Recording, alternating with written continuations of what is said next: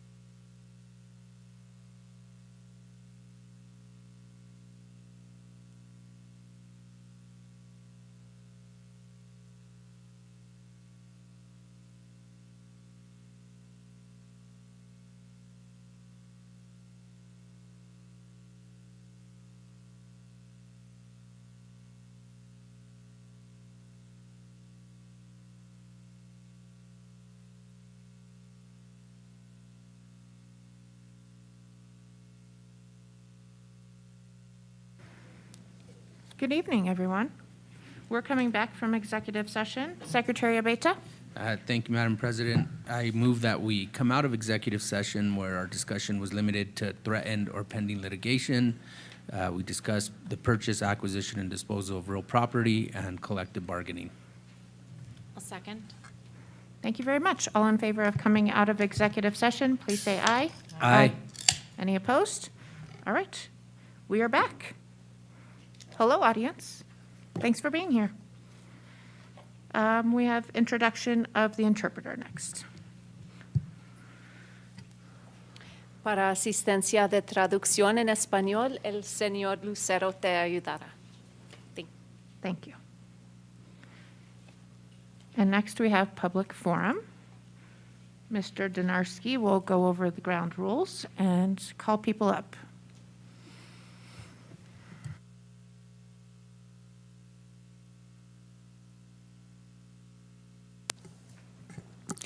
Good afternoon, Board President, members of the Board, Superintendent Chavez. I have 3 people signed up for in-person comment tonight. Public forum includes online and/or virtual participation as needed, as well as in-person comments when the Board holds in-person meetings. Please listen and speak with respect. No uncivil conduct will be permitted. Please do not discuss any specific student who is not your own. There will be no sharing of time. Self-monitor and observe the 3-minute time limit. I will give you a 30-second warning when your time is almost up.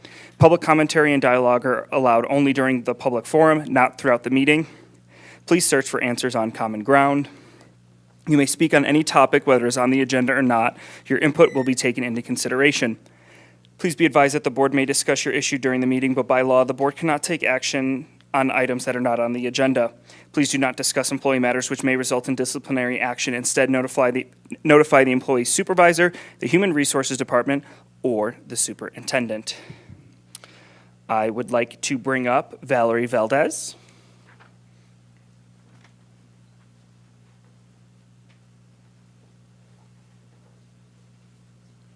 There's a thing I need to press, right? What's that? Nope, you're all set. Okay. And then I'm going to run the timer. Go ahead. Okay, good evening, everyone.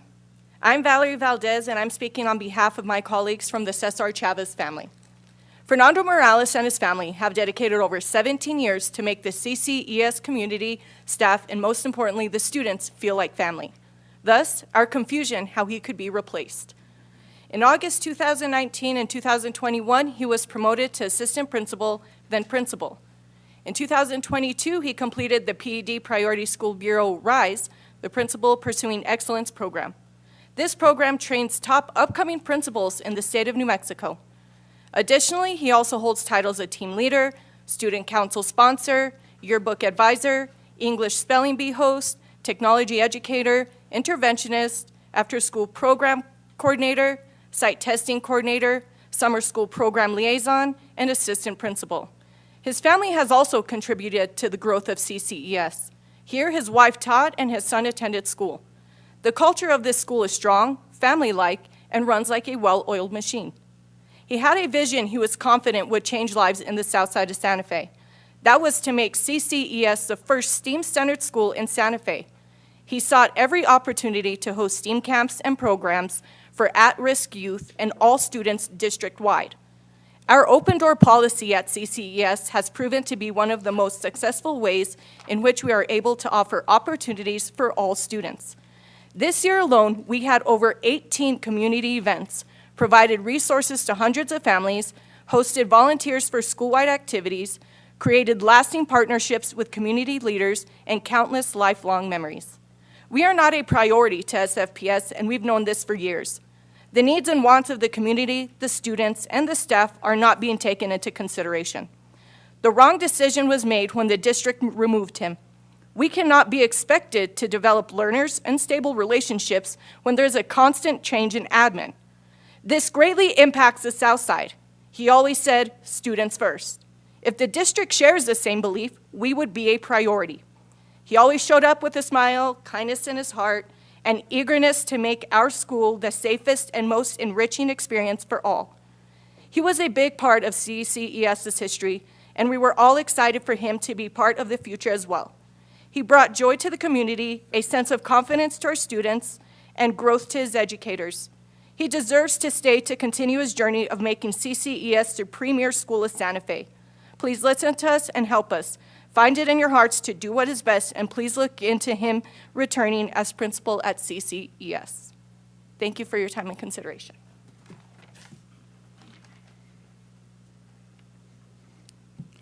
Next, I would like to bring up Gail Hansen.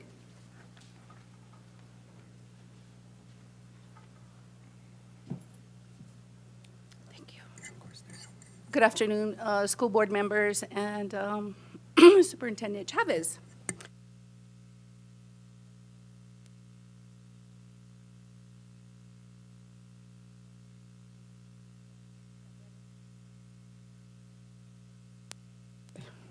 Sorry.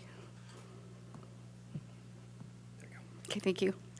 Good evening, school board staff and Superintendent Chavez. My name is Gail Hansen. I've been employed with Santa Fe Public Schools for 10 years. There's a few things I'd like to bring to, some points I'd like to bring up. The first is, at the end of this school year, we were advised, the EBHAs, we were advised that we would have to do, as of next year, the new school year, G-tube feeding. I've looked on some of the websites, and not even certified nurse assistants are allowed to do that in hospitals. But yet, why is the district forcing us as EBHAs to do that duty? With that, another thing comes to mind. Since I've been employed for 10 years, I come with 10 years experience as an EBHA dealing with special needs. When I went to the job fair at Santa Fe High, I asked to see the pay scale for what would my pay scale be coming in as 10 years, with 10 years experience with an Associates of Arts degree in education. I was very disappointed to find out that somebody off the street with zero experience can come in and make $25,000 a year. I know a couple of EBHAs that work with me at Santa Fe High. They have 5 years experience. Their pay is $21,000 or lower. Is there going to be an adjustment rate for those people who have that experience? And what about me and all of the veterans that come with that experience and can go into a special ed class and handle these kids and work with these kids? You just don't need a certificate on the paper, on your wall and show it to them and say, hey, I'm a certified teacher. I'm a certified this. You have to listen to me. It doesn't work. This comes from the heart. This comes from people who are gifted in that area. And there are a lot of people here who have gifts in their areas. Well, so do the EBHAs. And to me, it seems like the district is robbing themselves, could be robbing themselves of EBHAs, because with our 10-year experience or our veteran experience, and we're not getting that pay, what if we decide to leave the district?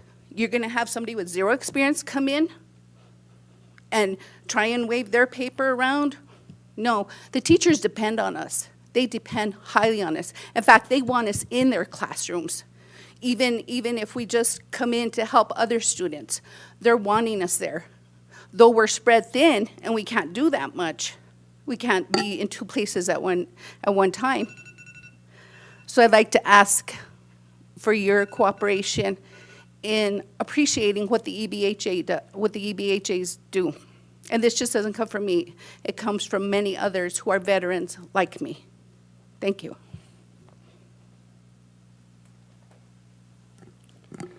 Next, I'd like to welcome up Kobe Hansen.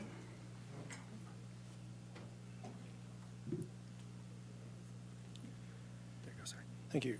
Board President, members of the board, Superintendent Chavez. Several years ago, I spent a lot of time at this podium talking to a different board and different superintendent. I'm a parent of former students in the Santa Fe Public Schools. I'm a grandparent of current students. I'm the proud spouse of a wonderful EBHA who has dedicated multiple hours off the clock at home getting things ready for students that she deals with. Last year, the teacher of record in her classroom took an administrative position at Santa Fe High. They didn't have anybody else to fill that position, so they asked my wife to be a permanent sub in that classroom. Did an excellent job, taught reading, taught math, taught science, taught history. These kids eating out of their hands. They come back this year where they're not getting that and they're saying, Miss Gale, we missed that from last year. We remember you teaching us this. Still remembering things that they heard. The big thing that really makes me angry, and I'm not an educator, I'm just a guy. But to hear the stories that my wife, year after year, for 10 years, has had 8th, 9th, 10th graders coming into that school. Granted, they're life skills, they're special needs, but can't read, don't know their phonics. My wife has taken kids that have come in at 9th grade without the ability to read anything. And by the time they're leaving at 12th grade plus, or at least reading in a 2nd and 3rd grade level. The fact that they can't read coming into that room is not her fault. That's a district issue. That's your fault. She's doing a wonderful job. She deserves, she brought in the end of this last year a request to the administration of Santa Fe High. I want to be the SRA reading coach for SPED at this campus. I also want to do a financial readiness course geared down for these kids so that they can at least, whenever they get out on their own, some of them can and will, so that they can at least open a checking account, balance a checkbook, use a debit card, not go into debt. Their response, gee, we're sorry, you're not a certified teacher. We can't give you the space to do it. And as she said, she's not certified to be a teacher. She doesn't have the piece of paper on the wall, but yet we want her to administer G-tube feedings, even though you're not certified there. So there's hypocrisy going on that needs to be taken care of. My wife has homeschooled our 2 boys, taught our youngest to read. She's worked in a private school setting, 10 years in public schools, has gone to school jumping through the hoops to become a teacher. But because she doesn't have that little piece of paper on the wall, she's got the heart, not the paper. She's got the heart. That's what it takes to be that teacher. Thank you. And that concludes those who have signed up for public forum. Thank you very much, Mr. Donarski. Is there anyone in the audience that would like to speak that did not sign up? You're welcome to hop up now. Otherwise, we're moving on. All right. Thank you very much. Next on our agenda is the union update. NEA President Grace Meir is here. Welcome.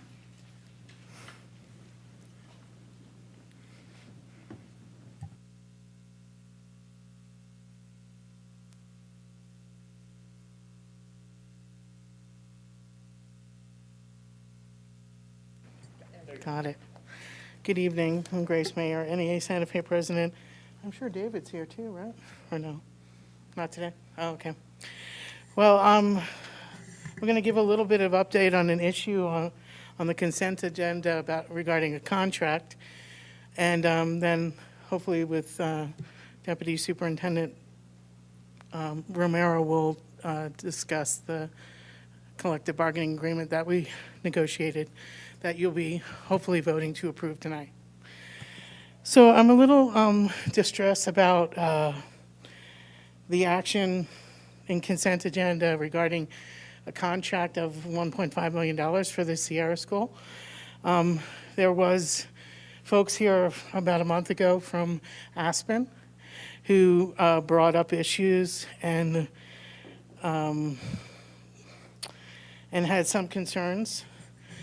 I also, and NEA Santa Fe, has serious concerns about outsourcing teacher jobs, especially our EBAs or our EA positions, because I know that that contract will not provide them with the same types of benefits that we do in terms of retirement, sick leave, salary, potentially for maybe the contracted teachers, but certainly not for the EBAs. I want to just summarize a few emails that were sent to Mr. Pinkerton and to the superintendent, and just sort of give the district a sense of our attempts to sort of intervene with this process. So prior to this Wednesday, May 3rd, where I sent in an email to Mr. Pinkerton, the superintendent, and a few others, there was a few meetings at Aspen Community School regarding this, and there were conversations that were relayed to me from educators and a parent as well about this proposal. And there was an attempt to sort of say that in their view, what was reported to me is that NEA Santa Fe gave its blessing to this, which I clearly did not. So I wanted to just read a few statements from the emails that NEA Santa Fe does not condone outsourcing or contracting out teachers or other staff positions. In fact, pursuant to what I believe the New Mexico Public Employee Bargaining Act, NEA Santa Fe is the exclusive representative of the unit consisting of all personnel employed by Santa Fe Public School System, excluding supervisors and confidential employees, and a few of our other folks in the other union. I believe that this isn't allowable, and NEA Santa Fe believes this is not allowable under New Mexico law to outsource these positions. Several issues are really problematic in how this is being presented. Mr. Pinkerton and principals approached EBAs and told them that they were going to be displaced at several schools prior to any contract being signed by the board or any even information that I received that this was like a done deal, and or that the board was moving forward with it. So I have been more than skeptical of the plan, which was told in another referenced by Mr. Pinkerton, but I was adamant that we should not be doing this. And one of the huge concerns is that educators can't have multiple supervisors at one site, a principal and then a site coordinator, and all of these other things. That gets very convoluted in whose directives they need to follow. And I was pulled into a meeting to discuss some of this, and I promptly called the superintendent after and the deputy superintendent and told them that I didn't think that this program was going to work for Santa Fe. In particular, I feel like that we had a similar program to this. At DeVargas, there was a teacher who was doing this process where you earn the right to get out of the classroom and go to other subjects. For many of our special ed students, even ones with behavioral issues, sometimes their behaviors improve greatly when they're in a different environment that's not heavily academic. So in the related arts or in music or PE and things like that, and they're very successful in those classes. And as a related arts teacher, I know full well that that's the case because I've taught those students. And so beyond the other issues that were brought up in some of these emails today I guess it was today or yesterday in the Santa Fe Reporter, Mr. Pinkerton indicated that they can't find anybody to fill these positions. While that is somewhat true, we currently have 3 educators in those positions. Yes, they've said one was a contractor. That's a 4th person who's not returning. But there was also 4 that were displaced, those EBAs or EAs. And so I'm not sure where this is all coming from in terms of there's not the staff, because in order for someone to transfer in an involuntary transfer position, it has to be approved. So I think that a lot of these teachers and these EAs that we've helped place in different positions or have left the district really wanted more support. We had so many challenges with students' behavior. It wasn't just kids with the most kind of need. It was like generally all of our kids needed more support, and all of our teachers and educators, our EBAs, our EAs, were struggling with those behavioral concerns. That's why when we went into bargaining, we tried to lower class size and consider adding more counselors. We weren't really able to do that. I think that conversation's still out there. We're able to do some other things potentially, in-house with the current staff we have. But I'm really here to object to this and to ask you not to move forward on this contract until we have a better understanding of how this played out, and also I think respect for the individuals in these positions to help you make informed decisions about how to move forward with our most vulnerable students or students that are having, behavioral issues or in various schools, and how we move forward in reimagining some of what that looks like. Because that might be a whole different thing, not a contractor coming in. It might be a whole ability to restructure different schools in different ways. So that is my update. I did want to say that we're successful in finalizing the contract. And like I said, we did, I think, make progress towards some of our goals, but not enough in terms of some of the class size issues. But that's a broader concern that involves this school board in looking at our different sites and what's happening.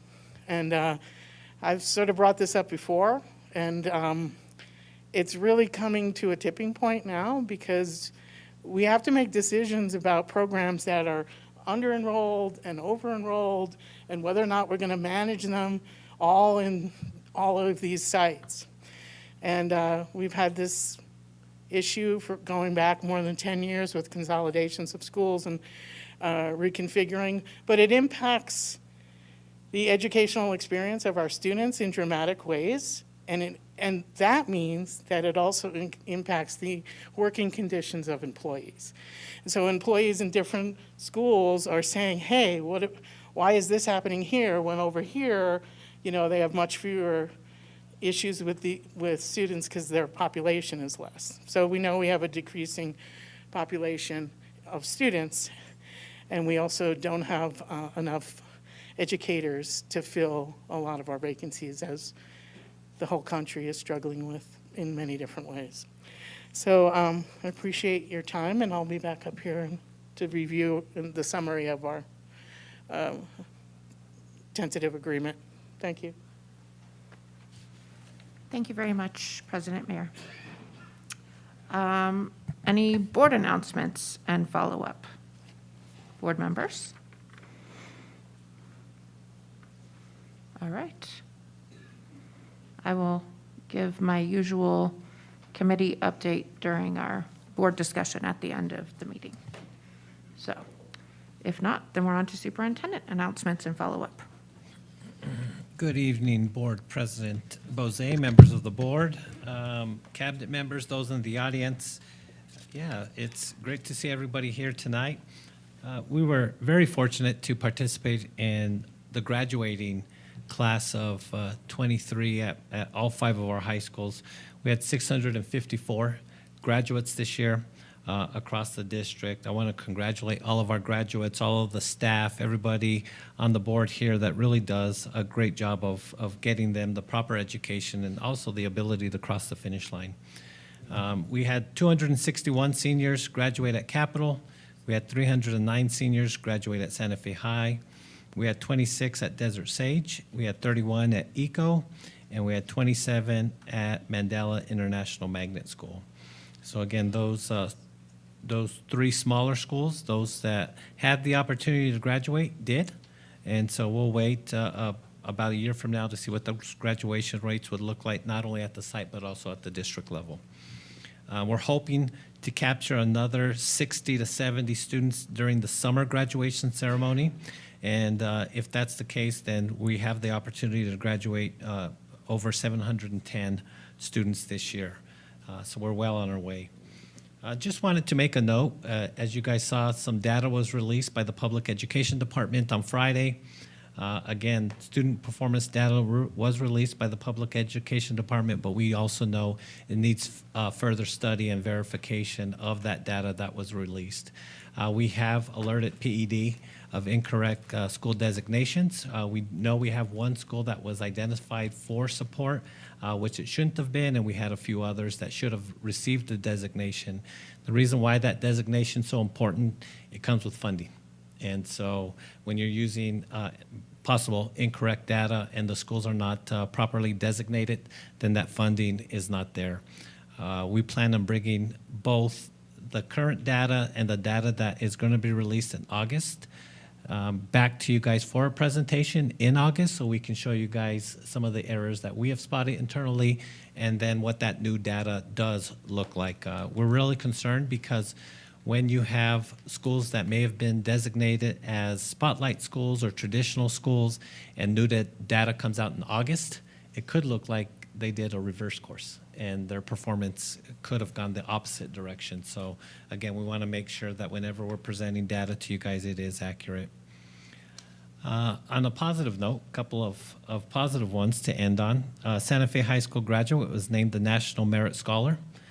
Everett Gessler, Santa Fe High graduate, has received the National Merit College sponsored scholarship and will be attending the University of New Mexico. Those awards annually are upwards of $2,000. So we wish him luck and congratulate him. A couple of things on attendance. I want to thank Crystal Ibarra. She is our Chief Equity, Diversity, and Engagement Officer and her staff. They submitted a grant to PED to really help support our efforts around attendance. We received $500,000 in that grant, so we'll be able to really help support those efforts around attendance. As we know, if you're not in school, you're not learning, and a lot of our attendance team is out of ESSER funding, which expires September of 24. So we're hoping that we continue down that effort. I was just notified today by Sonia Gunter, who is our Chief Data and Analytics Officer. Our end-of-year membership report, which is our enrollment, was validated today by the state, and for the first time in 8 years, we have retained or added students through the year. Each of the previous years, we've lost students, anywhere from 1 to almost 5% of our students from the beginning of the school year to the end. This year, was the opposite. But however, in 2005, just for some numbers for reference, 2005 we started with a little over 13,000 students, and this year we ended with 11,054 students. So a drop of about 2,000 students in 7 to 8 years. We did 2015. Did I say 5? I forgot the 1. So we started this year, 40th day, at 11,018, and we finished the year at 11,054. So we did stabilize and we did grow. So again, this is the first time that we started or ended the year with more students than we started. And that does conclude my superintendent's announcements and updates. Thank you very much. Any questions from the board on any of those updates? All right, we will move right along to our presentation. Thank you, Board President Bozay, members of the board. Taking us through a brief presentation is Michael Hagley, Assistant Superintendent of School Support and oversees our secondary schools, and also our principal of Eco High School, Mr. Josh Ryan. Mr. Hagley. Good evening, Board President Bozay, members of the board, Superintendent Chavez. I'm excited to be able to give you an update on a few things related to aligning the high school bell schedules next year and how that aligns to increasing dual credit options, equity of access for students to more options in our district, as well as an exciting update on a career and college advisory framework that we're working on developing in coordination with our advisory periods in our secondary schools. And that first item is work that we're doing over the summer to develop a framework for career and college advisement, grades 7 through 12. Many of our schools have pockets of excellence with providing students career and college advisement throughout their experience as 7th through 12th graders, but we don't offer a consistent approach necessarily where we can guarantee that every student has access to the same opportunities. And so we're developing a framework so that each student has the same access no matter what school they go to in grades 7 through 12. There are 5 components to this framework. First and foremost is our next step planning, and that's a process that we've been familiar with in the district for several years, where students meet with the counselor and identify their next year courses, career goals and aspirations, the college or post-secondary experience that they're aiming for. But we want to really standardize this experience in terms of when it happens each year and what the outcome looks like. And so the other 4 pieces include graduation progress monitoring in our Power School platform for students to be able to very quickly and easily access the number of credits they have and which credits toward graduation requirements have been met. And we want every student to have multiple access points to career interest exploration throughout their secondary careers in our district. Of course, we want to continue to expand work-based learning opportunities, and we want every student in our district to be able to access those opportunities in terms of knowing what's available and how they can plug into our amazing work-based learning program that has developed over this past year. And last is a consistent and clear college admissions process. Many students take advantage of the excellent career counseling and college advisement that we have, especially as juniors and seniors in our high schools. But we want to make sure that every student in our district has those opportunities and has a very clear checklist that they can go through to make sure that they can take advantage of scholarships and that they're getting information about colleges that are relevant to their career interests. And so we'll be working this summer to develop that framework, which is going to involve touch points on a yearly basis. What should a 7th grader in their fall term at one of our middle schools experience? What should an 8th grader in their spring term at one of our middle schools experience, and so on, in grades 7 through 12? All of our middle and high schools next year will have an advisory period. And so again, we've had schools that have had advisory periods and have excelled in providing that support for students, but it hasn't been consistent at all of our school sites. So next year, all of the middle schools and high schools have developed bell schedules that allow for an advisory period for all students. And finally, the framework that we develop for the career advisory piece, we will work to develop a more fully fleshed out curriculum that will be housed in Canvas courses so that students will have a consistent Canvas course at the middle school level for each grade level and a Canvas course at each grade level in the high schools as well. And we'll be working with the counselors, principals, and of course, our district staff as well. And I did want to recognize, of course, thanking Dr. Gonzalez, board member, for bringing forth the CCTE resolution. A lot of this ties directly back to that work, and we'll be talking a little bit more about that as well and the recommendations that came from the design study that we had talked about this past year. And I also want to recognize the principals at the high schools who have really been instrumental in thinking outside of the box and being innovative with their planning, especially Principal Ryan, who's here with us tonight from Early College Opportunities High School, and Principals Holiday and Vincent from Capitol High School and Santa Fe High School. Tying directly back into our career and college technical education resolution, based on the design study that I mentioned, we are moving forward with bringing additional pathway opportunities into our district for students. One that we're very, very excited about is an early childhood development course that will develop into a pathway at Capitol High School.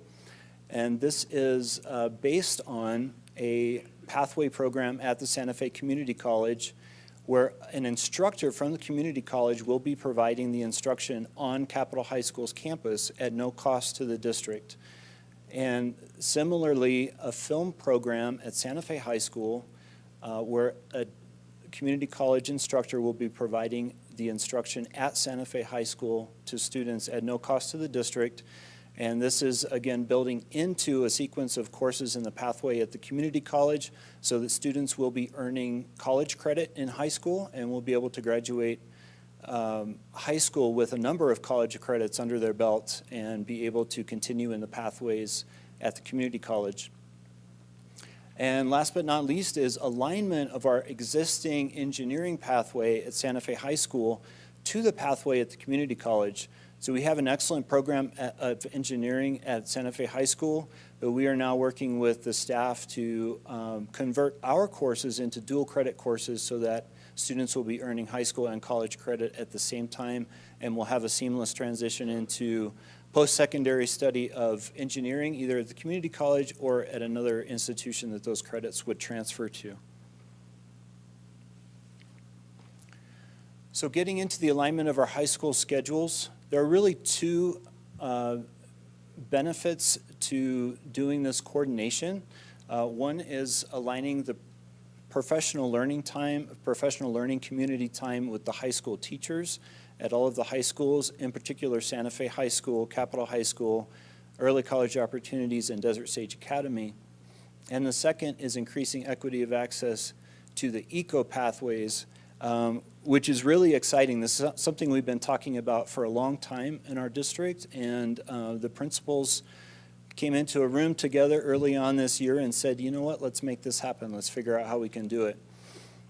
In terms of aligning the professional learning community schedules at the high schools, the teachers have had content-alike planning time at each of the individual high schools, meaning that an English teacher has a meeting time with all of the other English teachers at their high school.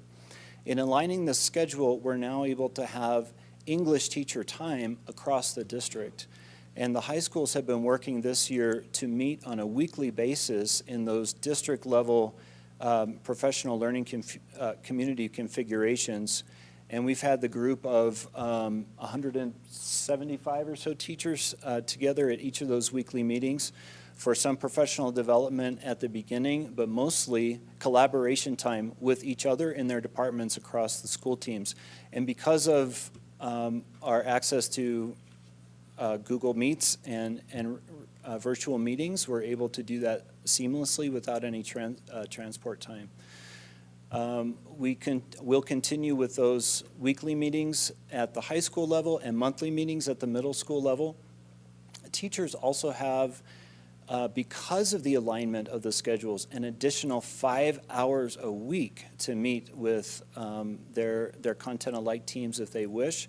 So if they have a question about what's happening in English 9 class with this teacher over at this other school, they have that time alike so that they would be able to reach out to each other and hop on a phone or hop on a virtual call. And then the last point there, we continue to have our site PLCs where teachers have an opportunity to meet together at during one of their prep hours that is articulated in the CBA to meet and work collaboratively. So I'm going to invite Principal Ryan from Early College Opportunities to share with us some more details about the scheduling alignment. Thank you, Mr. Higley. Thank you, Board President Bose, Superintendent Chavez, and board members for having me tonight. I want to piggyback real quick before I start on my part about how important the PLC is with the content alike for a small school like my own. I have one math teacher, one English teacher, so now for the first time they'll have the opportunity to, team up with a content alike person during a common time throughout the day and be able to bounce ideas off of each other, which I think is very valuable for some of our small schools that just don't have the manpower. So with that being said, my part here is how did we come to try to open up ECO to the other high schools here in Santa Fe? So what we did is we decided to go with our CTE career technical classes of greenhouse, construction, auto technology, welding, and collision, because those are the classes that are the most different that we offer at ECO than any other classes around the district. We have some computer classes, we have some art classes, but you can get that at your home school. So we decided on these 5 classes, and what we did is I got together with Mr. Vince and Ms. Holiday, and we sent out like an interest survey. 145 students between the 2 schools showed interest in taking one or more of the classes at ECO High School. So right there showed that there was some interest. There was plenty of students that didn't even answer the survey, which was fine. So what I decided to do is I took myself and my auto collision teacher to Capitol High School. I sent my auto mechanics teacher and my community liaison on the same exact day. We interviewed students at Santa Fe High and at Capitol, and I thought that was very important, being that I worked at both schools. I didn't want one school to feel like we went to Capitol first or we went to Santa Fe High first. So the same time, same thing happened at both schools at the exact same time. What we did at Capitol High is we're able to interview in person, myself and the auto collision teacher, 80 students. So what we did is we sat down, we had to do it in groups, right? So we had 80 students come in, and I believe we had 50 students at Santa Fe High School that were interviewed in person. So what we did with that is we asked them some basic interview questions, starting with, why would you like to take a career technical class at ECO High School? What do you know about ECO High School? And then another would be, how would taking one of these classes at ECO High School help you in your career or in the real world? And we kind of went from there, and what classes that we're offering were you most interested in? And so we got some really interesting answers. We got some really truthful answers, like I just want to know how to work on my own vehicle. I want to be a welder. We got the whole gamut of different answers, which was not surprising. And so from there, what I did is I took that information back to ECO, and I decided, how am I going to figure out how to determine which 40 students, because we decided 20 from each high school, am I going to choose to come to ECO High School and do it as fair as possible. So those that did the survey and interviewed with me in person or with somebody representing a school were the ones that were chosen first. And it was a small group, and then after that, I literally took the group of students and put them in a hat based on what classes that they wanted, or in a bowl, and I just picked them out. Then once we got down to, like, I needed to level the classes out, there was one class in particular that needed more students, so I went through the pile of students, and whoever chose that particular pathway, and I won't name it out loud, they got in just to level out the classes. So what I did is I leveled the classes to have 5 students from Capitol, 5 from Santa Fe High, and 10 from ECO. So the experience will be with all high school kids from around the city, so that it's just not a group of ECO kids a group of Santa Fe High kids, so they're all going to mingle with each other and kind of see what happens with that. I feel like we don't want it to be a us versus them type of situation, so they're going to be in the program together. So that's how the students were chosen for this particular program.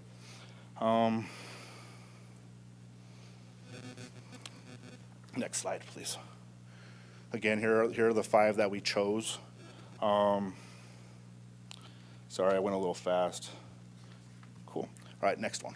So here you can see these are the schedules of the 3 high schools. Desert Sage had a little bit more interesting of a schedule than we did, being that they're the virtual school. Theirs didn't look much like a traditional, but we had all these 3 schools here. You can see Santa Fe High, Capital, and Eco's schedule. They are nothing alike. So what we did as principal group, we got together and with some compromise, we came to a consensus on what would be the best schedule for all 3 schools. And to be honest, we all had to give a little bit. There was like, we don't like this schedule because of this or whatnot. So we came up with a schedule that meets our needs. It's an alternating block schedule, which means there's odds and evens block days. So we have Mondays and Thursdays will be the same, Tuesdays and Fridays will be the same, and then Wednesday will be that shorter periods with the advisor that Mr. Hagley spoke about. So our advisory is at the same time just across the district, just like the PLC time. So with that being aligned, we can do virtual meetings with 9th graders, and every 9th grader in the district would get the exact same message at the exact same time at all the high schools, which I feel like sometimes the breakdown is who's delivering the message. So they're going to get the same message because it's going to be delivered by potentially the same person, or the same curriculum is going to be asked to be presented at the same time. So the residuals of these, putting these schedules together and thinking about breaking down the walls and letting the students try classes or participate at ECO was the content like PLCs, was the aligned advisories, and I feel like it kind of just all really meshed together with the work of the high schools. And I know that we talked a little bit about Desert Sage. They've been working with me the last years that I've been at ECO, and they usually have a student or 2 that would like to come to ECO, so it's a little easier to allow them to come on campus than it would be to let a group of students for Capital and Santa Fe High. So they're also included in this plan, but usually it's the afternoon that works the best for them, and we planned for Santa Fe High and Capital to come in the mornings. So on a case-by-case basis, I have students emailing me saying, I would like to come to ECO to take a couple classes, what do you think? And then I ask them what their schedule looks like, and then I get with the counselor at Desert Sage, and we made that happen. We had one young man that took 2 classes that was at Desert Sage last year, and he actually graduated. He needed a few electives, so we said, come and try one, and if you show up, I'll let you try a second one. And he was amazing. He showed up, and he took care of business. So, and that concludes my part of the presentation. Thank you. Thank you, Principal Ryan.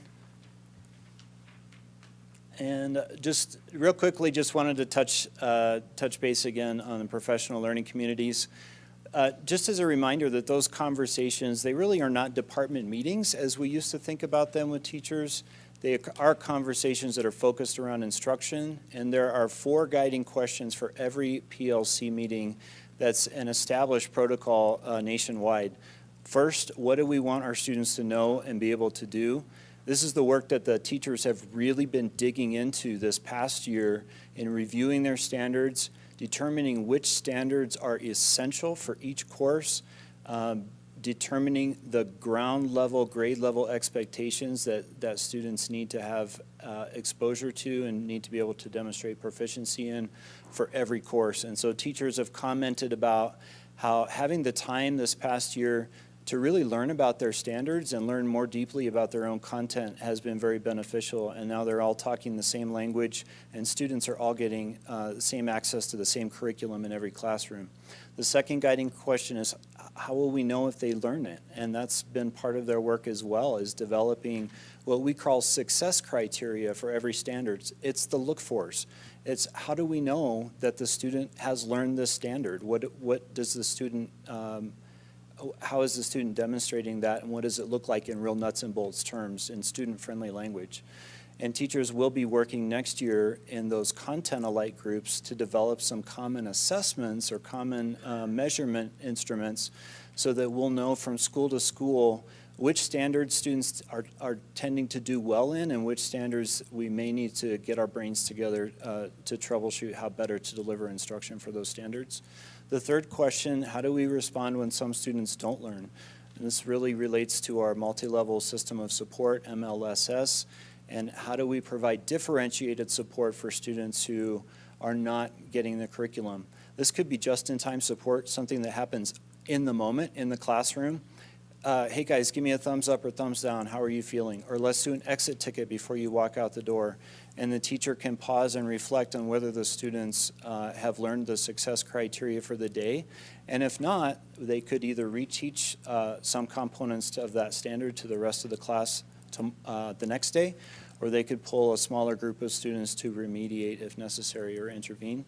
And then finally, how do we extend the learning for students who are already proficient? And this is extending the learning for students who are in our gifted program, but also all students. Teachers have developed not only the grade level expectations with those success criteria, but what we're calling the level 4 expectations. If a student is exceeding grade level expectations, what does that look like? And how do we make sure that all students have access to higher levels of instruction? And just a couple more slides here. One is just to kind of wrap everything together and to show that around our standards-based teaching and learning and grading initiative, this has really made a lot of this work possible for us because it's given us a common language and it's given us the ability to pull in more dimensions. So it's really becoming a three-dimensional model. We're getting better at clearly defining what students should be able to know and to do and what we need to be able to, what we need to be teaching them and how we measure that. And like I say, we're raising the floor so that every student has access to grade level and above instruction in their classes. So the question for us is really becoming, how do we collect a body of evidence that's showing that students are meeting the competencies towards graduation, and how are we increasing equity of access to that instruction and the spectrum of educational opportunities that we're providing for students. This last slide is just a graphic of what I was mentioning. So every student's experience in Santa Fe Public Schools is not just about required graduation coursework. That's very important. But we also know that career and technical education, early college and dual credit, attributes of the graduate, and community and work-based learning are all a part of our education of students K-12, but especially our focus has been 7-12 in the last year and so forth. But all of that has become possible with our work around standards-based teaching, learning, and grading because it's given us common language and a common set of skills to be able to pull all of these things together. Mr. Hagley, if you can just quickly add about the pathway into education now that this has started for us with the alignment of schedules, the internships, near-peer, stuff like that. Yes, we're exploring through our near-peer tutoring program a curriculum that will give students an experience of an education pathway. And we've been working with some curriculum providers that have had great success across the country. And we've actually been talking about some district leadership providing instruction to students. Superintendent Chavez is planning to provide some direct lessons to the tutors, Deputy Superintendent Romero. And we hope to, as we've been talking for a long time, how do we spark kids' interest in pursuing a career in education? These students who have expressed interest in a tutoring program are going to get this very deliberate curriculum that will hopefully generate that interest and give them a pathway into a career in education. So we're very excited about that as well. Thank you, Superintendent Chavez. Super cool. Thank you for this presentation, for the work that I know has gone into aligning the schedules to make this work. ECO is such an incredible program, and I think the more students that can have access to that even while attending one of the traditional high schools, I think is fabulous for everyone. So thank you both for being here. Any questions or comments from the board? Yes, Vice President Anderson. Thank you, President Bose. I just wanted to echo what you said about ECO. I was lucky enough to have a wonderful tour of ECO last year, and seeing the programs in action was really incredible. I'm really excited for your new facility, and I'm really excited to see that there's increased access to the programs because I think they're just outstanding, and also the improvement in graduation is also really to be lauded. So, Yes, Member Noble.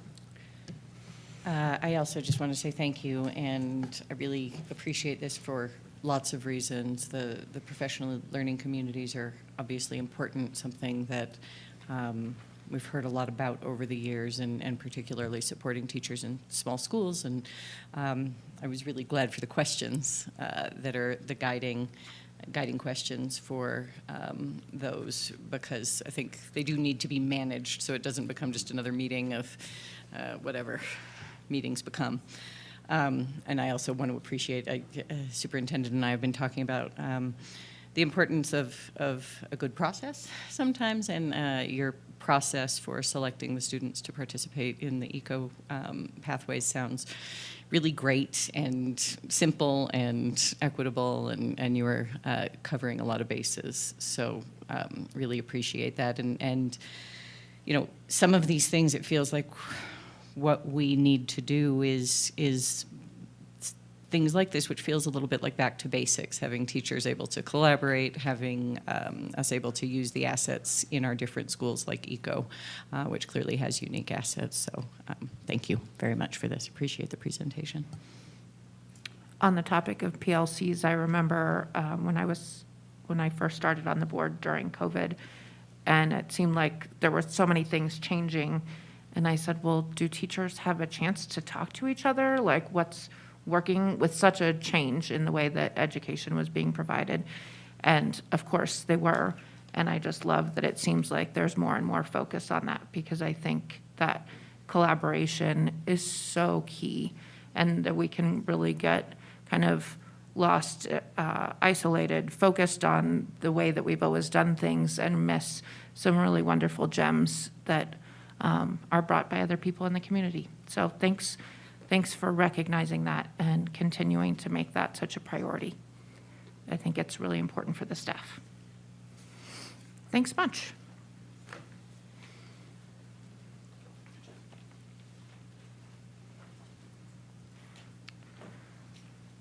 Now we're on to our very large set of actions here. Since we didn't have our meeting 2 weeks ago, we have a large pile of papers in front of us. And Superintendent, you want to lead us through this? Yes, thank you, Board President Noble, members of the board. So I did it. I heard you laugh. Board President Bose, members of the board, I knew it. Taking us through action item A is our negotiations with the Santa Fe Federation of School Employees. And with us tonight is our Deputy Superintendent who led negotiations with that union, Ms. Christy Wagner. Good evening, Board President, board members, Superintendent Chavez. We had another successful negotiation season with SFPS. That's our union for our maintenance and custodial workforce. You'll see in your packet this evening that we negotiated our pay table to match the mandated raises that came out of this budget season from the legislature. So Mr. Hogan, our union president, and myself have tentatively agreed to the new pay table, which we will convert to this annual pay table upon your approval this evening. And then we also, we have an updated agreement that spans the next couple of years. We updated the whole agreement in language last year. However, we thought we could do better in Article 26 of our collective bargaining agreement. where we could align our job titles, with the current pay schedule and update departments, our department name, as it was, I think, called General Services in the past, and we realized we needed to be consistent and have it say Facilities and Maintenance. So you have a red line version of the language changes. We agreed on this as well and have tentatively signed on it. Upon your approval, it'll become a part of the whole adopted agreement from last season. There were no other requests for language changes. There were no other requests for compensation changes. And with that, I'll turn it back to the board for questions.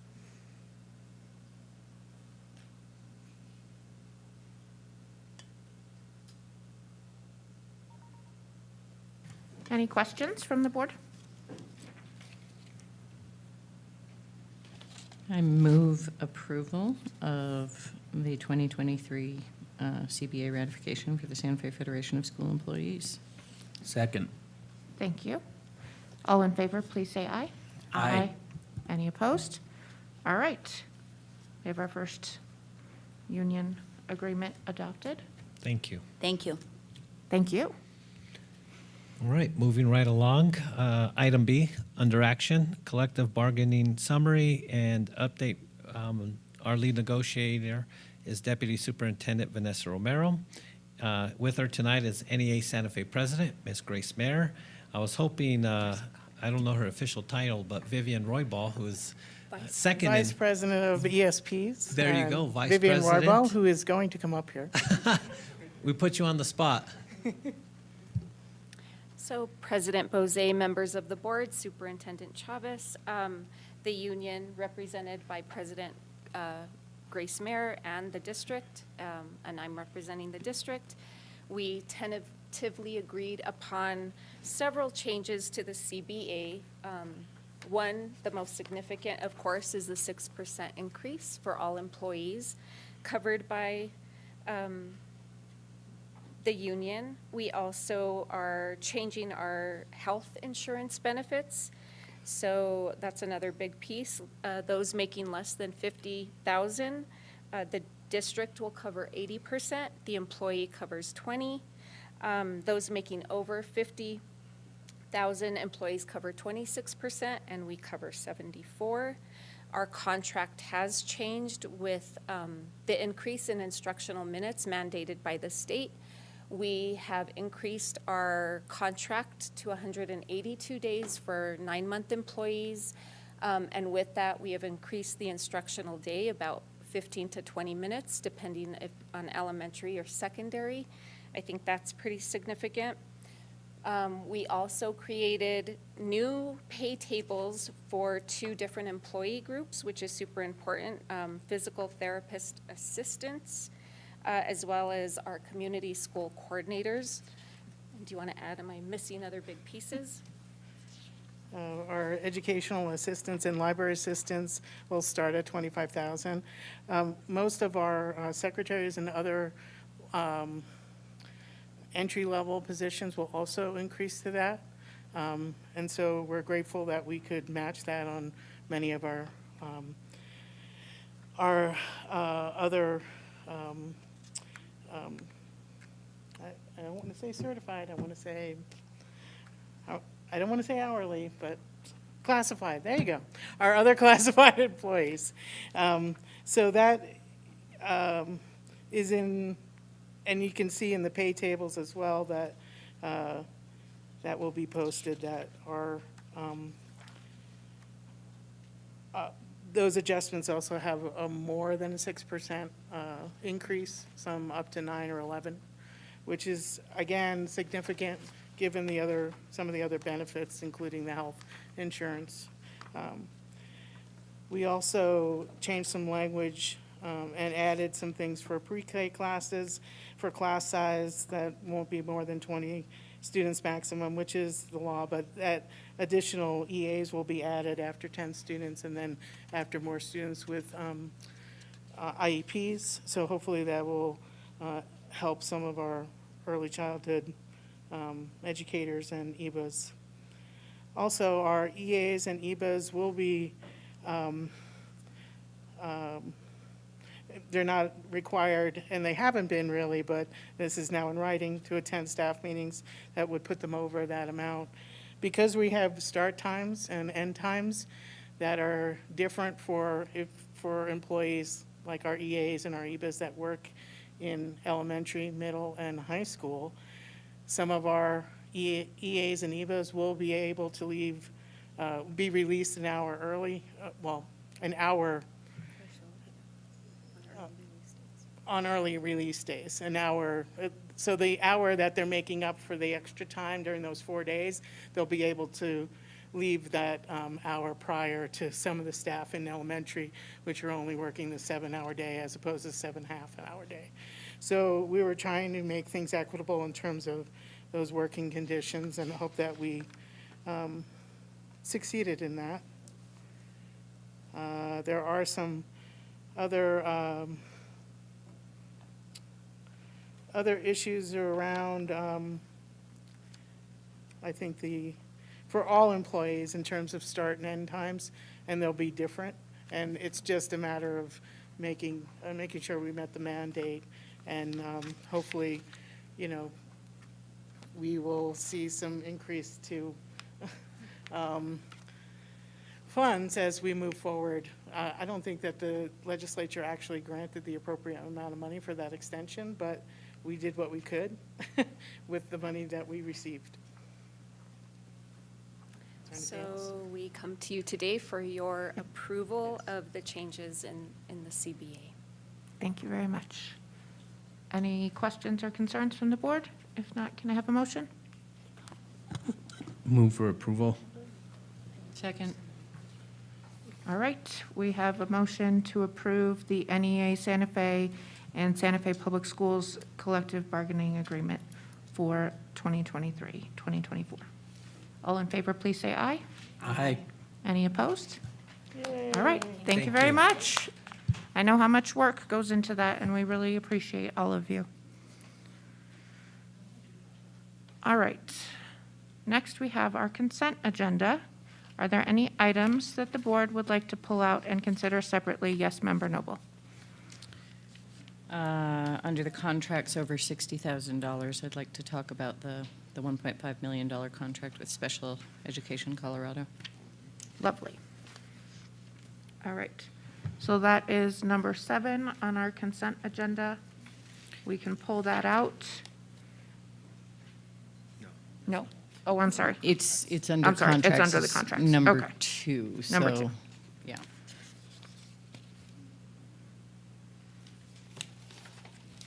Is there anything else? And if not, shall we approve the consent agenda minus that item?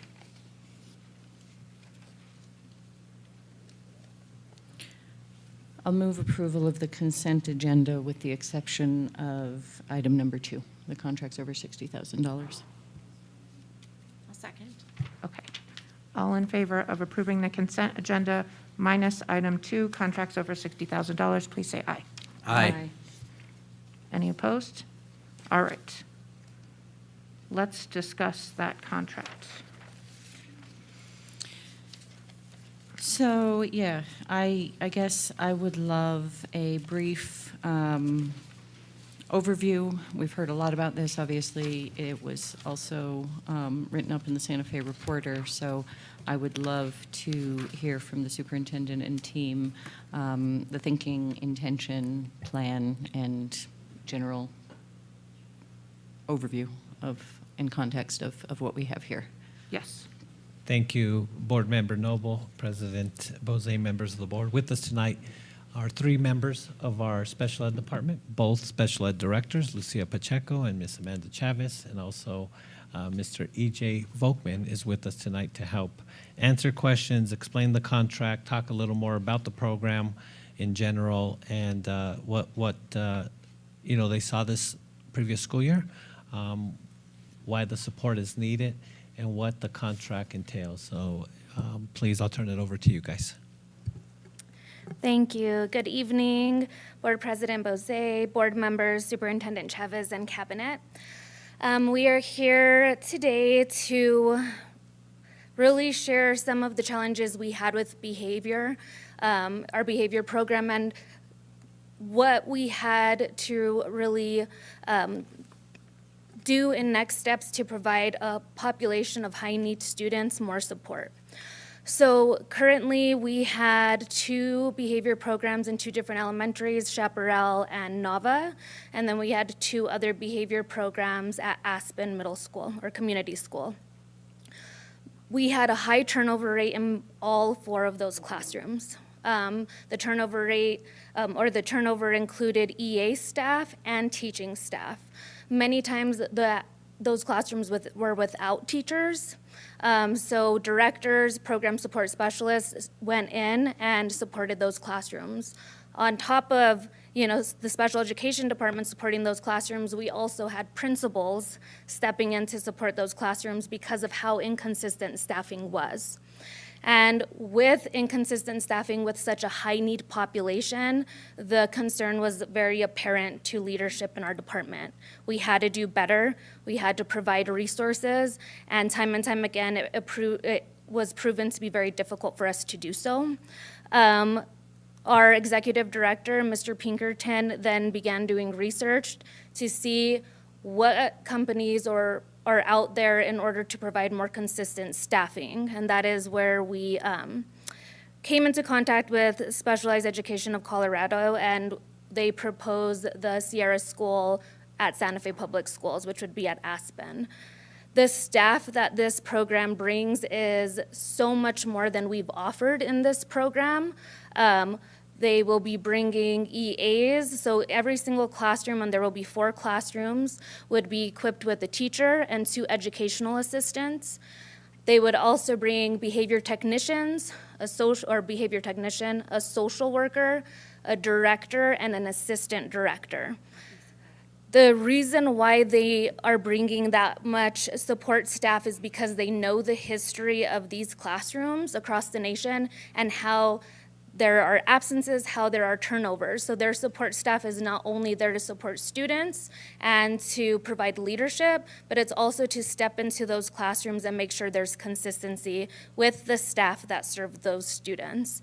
That has been something that has proven every year to be very difficult for us to do as a district and a department.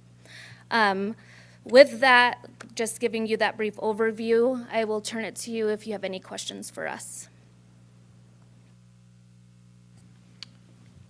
Board Member Noble.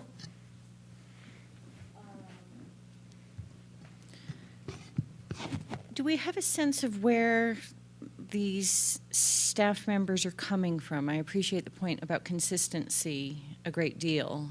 If we can't hire these folks in the Santa Fe Public Schools, I guess there's a little bit of a logic gap here. Why do we think a contractor can?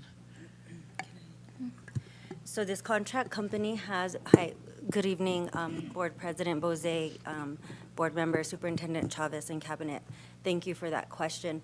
So this company, much like other contracting companies that we contract with, and historically Santa Fe Public Schools has contracted out for many services for years, and it has been successful. So if we want, just look at this as another contract. We contract out for ancillary staff, social work, OT, PT, speech and language. Major companies that we currently contract are able to search on a nationwide base that we just are not able to tap into yet. I'm sure that someday our public school system will be able to do that. So this company has that ability. They already have the feeders out. They already have this type of recruitment efforts in place. So that is why we believe they are able to attract staff. Mm-hmm. How many people are we talking about under this contract? So we have 4 classrooms, 2 teachers, is it 12 people? We have 4 teachers, 8 EAs, a director, assistant director, RBT or BCBA. They will take different certifications, but as long as they specialize in behavior, and a social worker. What I also wanted to include, what the company has communicated with us, is they already have a pool of staff established. So if positions aren't filled for the Sierra School, they will pull from that pool of staff that are already part of their company. So that is something they already have. They already have a team established nationally.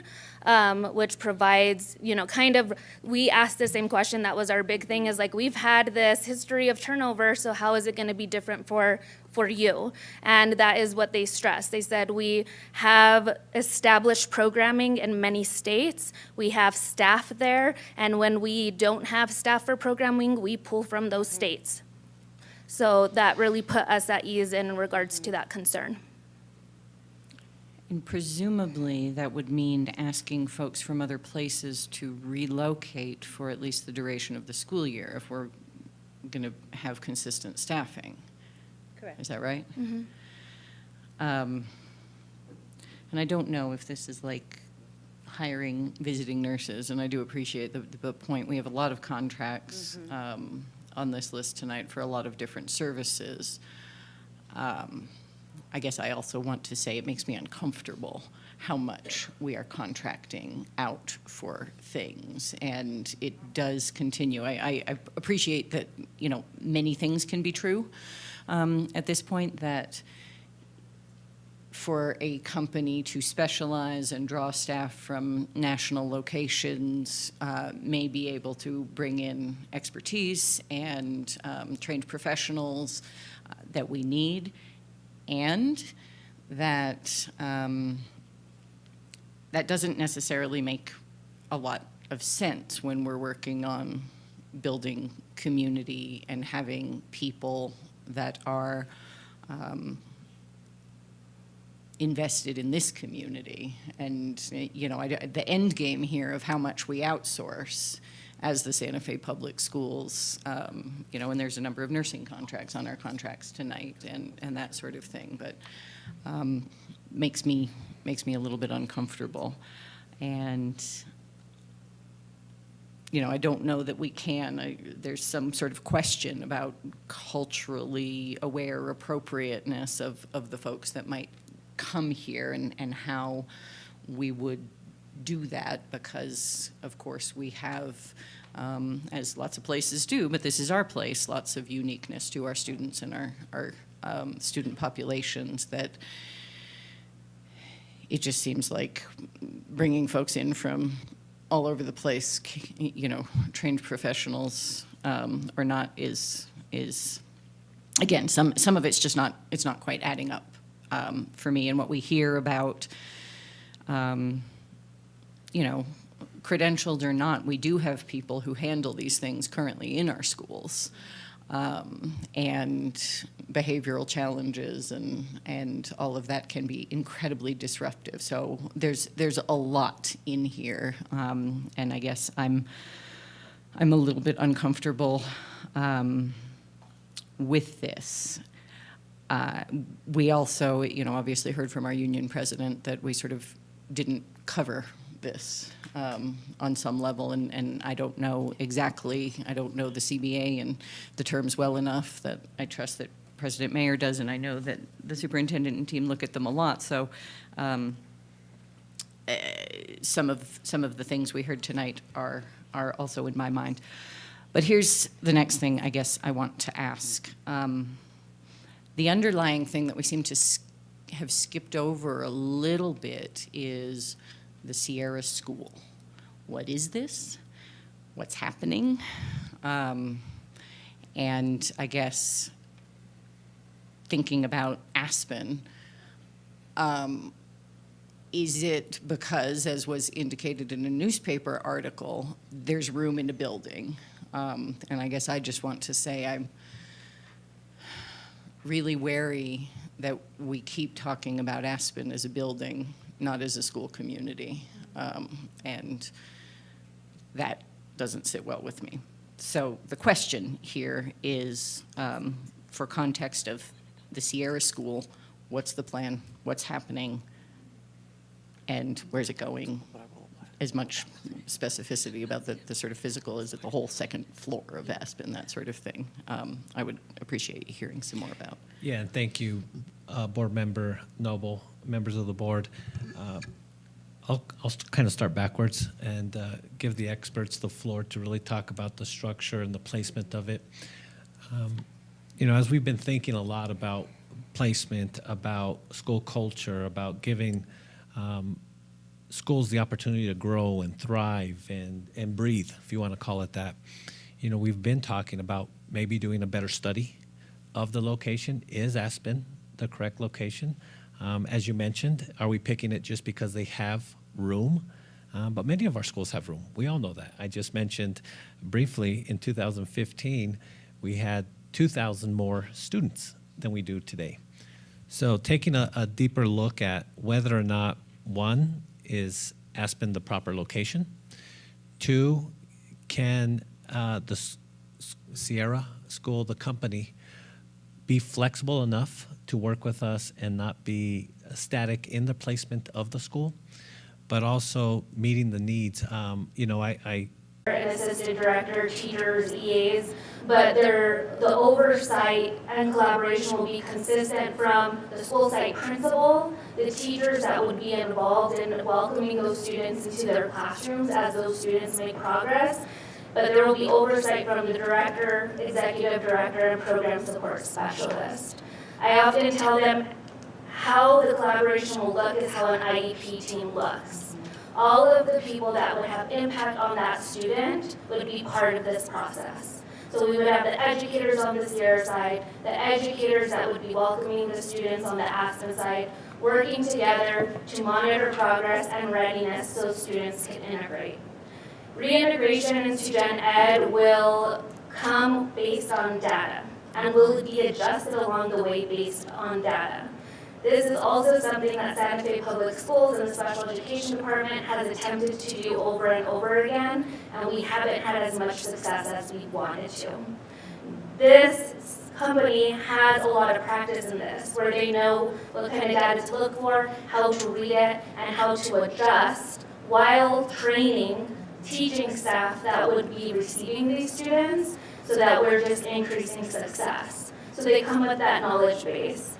So in regards to programming, I think it would look a lot like how it looks with special education programs right now, is we have teachers that specialize in that specific need, working to grow the students, and that's what we want. Our goal in special education is for our students to not require services.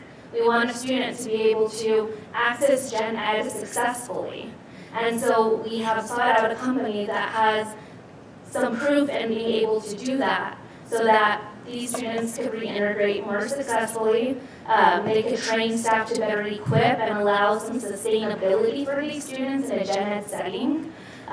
So it would look very similar to what we have right now with high needs. It's a consistent collaboration, monitoring of student growth, and really trying to give the student opportunity to Gen Ed, which each student has a right to. Thank you very much. Would you like to continue? I had a quick question that came up and related to what Ms. Chavez, what you just said about trying to implement these sort of programs in the past in the district. What are some of the stumbling blocks that you're aware of that don't have to do with staffing? I would say, well, I think a lot of it has to do with staffing, including support staff. So we've had to, and my co-director of operations behind me can speak to this, we've had to invest a lot of money in the extra and additional supports that these students have required, including behavior technicians, BCBAs. And so I think that has been a huge stumbling block, is there's more support needed.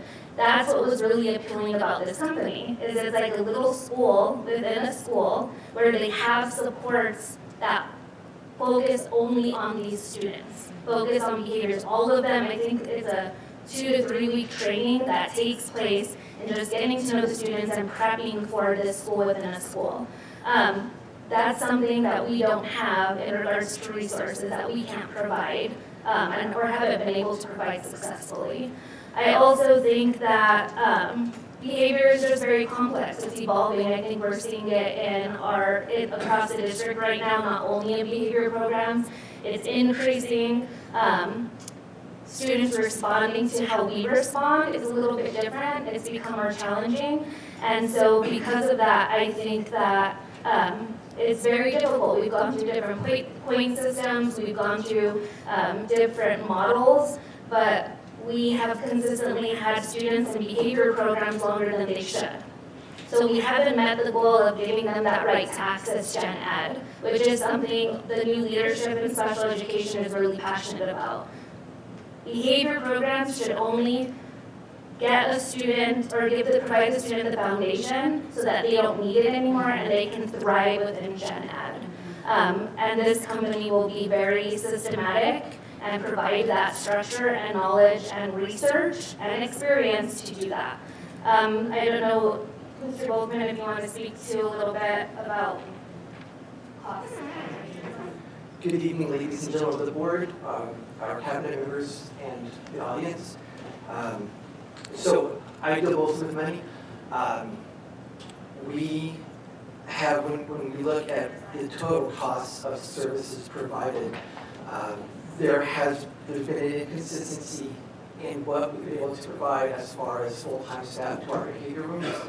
And this inconsistency is sometimes due to a lack of staffing within Santa Fe Public Schools. Sometimes the lack of staffing comes from just those life events that require a teacher to leave the classroom, whether it be an FMLA, whether it be a personal leave, things of that nature. One nice thing about this company is that if they have a employee who leaves for a personal reason, regardless of what, they're under contract to fill that position. So this isn't just that we get started off with a full staff and it whittles away over time. They are required to have a 100% staff rate for the entire time that they're under contract. And that for me is an incredibly useful part for not having to bring contracts to the board for increases. One of the contracts that we had increased this year was for BCBAs. As behaviors escalate throughout the district, I'm not talking necessarily about behavior rooms, but just across the district, we are required to staff specific employees to be with these students. And in one case alone at Atalaya, it was an $80,000 increase to provide staffing for this. One staff member at a time doesn't seem like a large amount of money, but when you take the aggregate of everything that was spent from resources that we had to pull away from students, away from teachers, away from classrooms and other programs that are usually supported by our program support specialists who were stepping into our behavior rooms to cover lack of staffing. When you think about principals, assistant principals, actually one of our associate superintendents stepped in several times this year to sub for our behavior classrooms. The aggregate cost is about $1.2 million, which is right in the ballpark of what we're looking at for this company. When you also add on that we're going to be having students, we have students who are required to be put in residential, individualized residential treatment facilities because we don't have the ability to treat their needs here. That's $100,000 per student. So as you start seeing these add up, this contract is really just in line with what we've been spending already, except that this gives us a pathway forward as opposed to doing everything ad hoc and hoping to get services as needed, hoping to get contractors, employees, anyone that we can to fill these needs. So that's a really big piece, is the ability to know that we have a program available for all these students. This program is expandable. I like this. At the moment, what our contract looks like is equivalent to students who are individualized in residential treatment facilities. So it's financially responsible for us to be able to lower this cost if our program needs evolve over the course of this next year. I'm gonna pull my phone out here. I'm not texting, I'm just going ahead and pull up some notes. Board Member Noble, I really appreciate you talking about our culture. As you can tell, I am not local. I look more like a stylized, specialized Mr. Clean from the commercials than I do a local. But I am turned 50 this year, very excited. And I've lived in Santa Fe for 32 years, and I very much consider Santa Fe my home, to the point where it's taken me 50 years, but I'm learning Spanish. I'm starting to have conversations with people at restaurants. One of the very first phrases I ever learned was from a principal at Ortiz. What she taught all of the students and staff was "si se puede," and that's exactly what we're trying to do, right? So one thing that we do very well at is actually convert our contractors into employees. I don't remember the exact amount. I know it's at least a dozen. And so, yeah, at least a dozen. And so one of the other benefits that I really like with bringing a contracting agency on is that this actually provides us an additional pathway to grow our staff internally. Not just bringing staff members in, but staff members that are trained in behavior from a nationalized company. I can't imagine a better solution than having professionals that are trained in the very area that we need help in to become part of our staff down the road. So this is a great opportunity as I see it. The other thing that I really appreciate with bringing in a contracting agency is that we have an incredible set of staff here in the Santa Fe Public Schools. We do have a shortage of teaching staff. One of our contracting agencies, Maxim, besides related service providers, we do contract with them for EAs and teachers. So this isn't just that we have a shortage of teachers in behavior. We have a shortage of teachers that can provide specialized education. I'm sorry? Nothing. I need all the names of the EAs and contractors that you take it from our district. So I apologize. So what we're doing is providing the opportunity to go ahead and provide additional support for classrooms that have been lacking throughout this school year because of the resources that we have been putting into our behavior classrooms. And so the support next year, one thing that's going to be exciting is that we will be able to we're going to be able to bring our program support specialists and bring them to the most needful of our children. We have a program support specialist who is specifically meant for our high needs classrooms. We have a curriculum that is a very viable way to provide life skills for our students when they graduate from the public schools at either age 18 or at 22. This year, he was unable to implement that curriculum because of his involvement with our behavior room. So part of our support for next year, after bringing Ceci in, that he will be able to actually go back into our high needs classrooms, start rolling out this curriculum, start providing the life skills that all of their students need and will thrive on. Additionally, the teachers and EAs that are currently in our behavior classrooms will also be able to be in classrooms that, again, are either inconsistently filled or are vacant so that we can provide additional support for teachers across the district. May I answer any questions from the board or the cabinet? Thank you. I do have more questions. I can keep going. Me too. Do you want to go next? Sure, we can take turns. So I just want to start off by saying that I fully recognize how incredibly important it is for this student population to have consistent, well-trained staff taking care of them every day. Like, this is a priority. I hear that it's been challenging to fill those positions. As someone who is a nurse and has worked in environments with, traveling contract nurses, the question comes up quite often that we wouldn't have staffing shortages if the hospital paid us what they're paying the contractors. And so I see a $1.5 million contract for 15 staff members, and some simple math tells me that our jobs aren't posted for those pay rates, and that they might not be so hard to fill if we perhaps made them a little more enticing. And secondarily, I wonder what would happen if we took the professionals in our community, both in the department and in the school sites, and said, help us solve this. We have $1.5 million. Let's solve this internally. I know that I don't think that the district likes to contract things out unless it's absolutely necessary. We just saw recently how, we brought our safety aides in as employees instead of contract. We do those things when we can, I think. But this, again, it's not sitting well with me, and I echo a lot of what Board Member Noble said in her initial statement as well. It's a lot of money, and we have some talent. We have a lot of knowledge and experience here in the district, and I have concerns. I guess that's not really a question. That's just my statement. So you go next.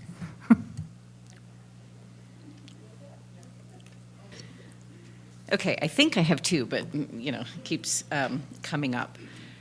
The first one is, and Superintendent, I did hear you, and sort of want to say it back to make sure we all heard it, that what we're considering tonight is the contract.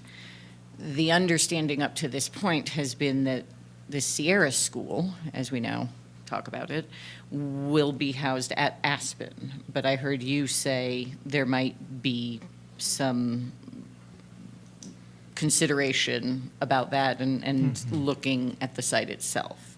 So they're sort of two separate things. You are correct. Okay. And if I could just, because you made a good point, this is a contract, just like we do with other contracts, nursing contracts, for example, that we mentioned.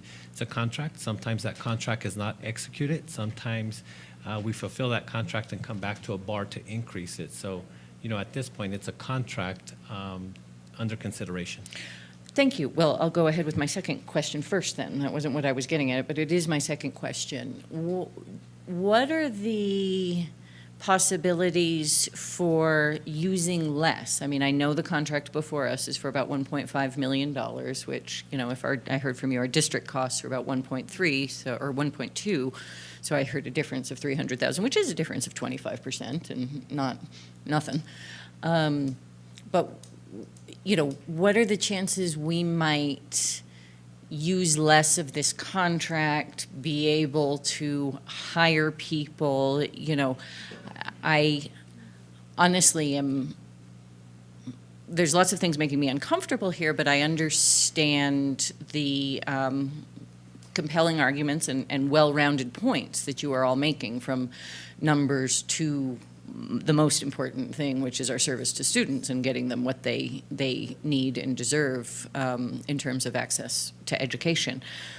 But my question is, kind of, is this all or nothing? Or could we, let's say, approve this contract, use less of it if we were also doing better work to recruit, hire, convert contractors, all of the things? I mean, as President Bose said, I kind of would like to see us really double down on getting creative, on figuring out what else we can do with money and that sort of thing. But I guess I find myself looking for an and both solution, in part because it does sound like there's been a decent amount of work done to hire, and we have not been able to, and that the ad hoc staffing and approach could be reduced greatly or even eliminated with the stability of a contract. And so I'm hearing that. But again, is it 1.5? Could we end up with 800,000 on this contract and converting some of the contractors into employees, or whatever some of the sort of things that have been held up here is possible? So, Madam President, Board Member Noble, I love that you all are thinking about the money. My co-directors and the executive director will tell you that I push back on them daily about money and making sure that we are financially responsible, because, you know, this is a public entity, and ultimately, when it comes to the dollars that are spent, we're beholden to the taxpayers of New Mexico, and I take that part very seriously. You're right, 1.5 is a lot of money. It roughly equates to 10 diagnosticians in our department. So given that, we're actually getting a bargain because we're getting 15, 16 members for the price of 10 diagnosticians, which we desperately need with the new laws that take place July 1st. When you think about a level 3 teacher with benefits, we're roughly underpaying about 15,000. That's just an off-the-cuff answer. It's not meant with backup data, but roughly 70, 75,000, and then 50%, 49% for benefits. So the lump sum of 1.5 million is almost unfathomable for those of us that just have a regular job. But in context of the services that are provided, the number of staff that's provided, and the expertise that are provided, it's right in line with what we pay not just contractors, but employees as well at the upper ends of our department. The one thing that I think of is this isn't a zero-sum game. In other words, we don't do the contract, we do the contract, and the money is just lost. I tend to think of this contract almost in terms of insurance, because what we're looking at is, as a base level of 1.5 million with the students we have in there, if we were unable to meet their needs, or if there were additional needs that developed in the course of the year, and I dare to say we probably will see additional behaviors happening next school year, those costs never go up, as opposed to if we continue doing what we're doing, if we do choose a si se puede, let's do it internally, there is no limit to the amount of costs that we might have to incur with BCBAs, social workers, and one-on-ones, RBTs, to that nature. And so in that way, I consider it, as I said before, financially responsible, because what we're doing is not just looking at what's going to happen tonight, but potentially how can we make sure that we are addressing all the needs of our students for the rest of the school year as well. And so that also needs to be taken into account. Mr. Volkman, I think, just to be clear, Board Member Noble asked, is it all or nothing, or can there be a combination of what we've been discussing tonight? And specifically, you know, I mean, I appreciate this, but we, I think, are equipped to see a lot of the issues and items that need to be considered. But what I heard was this contract could go up. My question is, could it go down? So I understand the process. Please don't anybody explain to me the budget adjustment process. I know that we approve contract adjustments, but you know, could it be less if we approve $1.5 million tonight? Is there a possibility and or likelihood that it would be used for less than that? Thank you. I think that it's based on student need, and that's what I'm going to just say to be completely transparent. Based on student need, yes, it could absolutely, we could see an increase in behavior and follow this trend that we've been seeing across the district and say, oh my gosh, we need even more resources.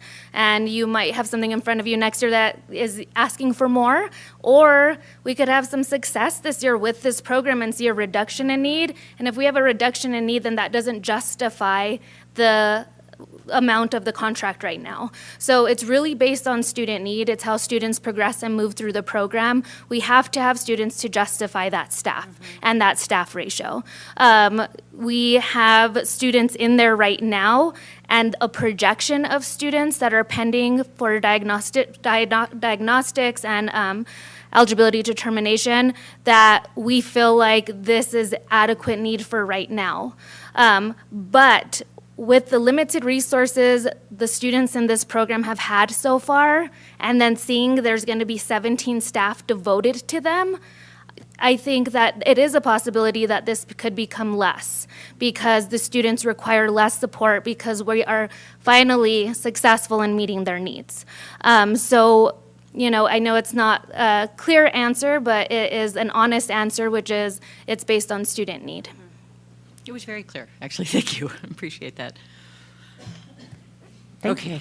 I have one more. Yes, please. Or if you want to, if anybody wants to continue on this particular topic. And we're hearing 17, 15. I counted 15. But I counted anyway. 15 as well. For point of clarification, it is 17 staff that will come with this programming. Thank you. So in thinking about the location, which is not necessarily what we're approving because this is a contract, I guess my question is I'd like to hear a little bit about what has been done to engage the Aspen community and to talk to the people, which, you know, is obviously, staff are very important and the professionals that are there. I don't know if we've considered talking with students and parents, but ultimately, what has been done to talk to the people rather than just think about, I guess, the building? Absolutely. And I want to clarify that I don't think we've really focused on the building. As a department, we focused on the resources. And I just want to clarify that because I think that there has been a misconception communicated about space. And our conversation was beyond space, and it was really about resources. And we've communicated with other departments about how we could collaborate, like with wellness, how we could really wrap services around a high-need population. And we really see the K-8s being the best place for that. In regards to Aspen, and Aspen's very special to me, I fell in love with that school. We had a lot of conversations. It helped that I had been there for a while. I had some good relationships with staff. And so the first communication about this possibility took place at a staff meeting in April. I believe it was April 21st. And it was just informational. They gave them information about it. I stayed behind a little bit to address some concerns, and it was very evident that there were concerns.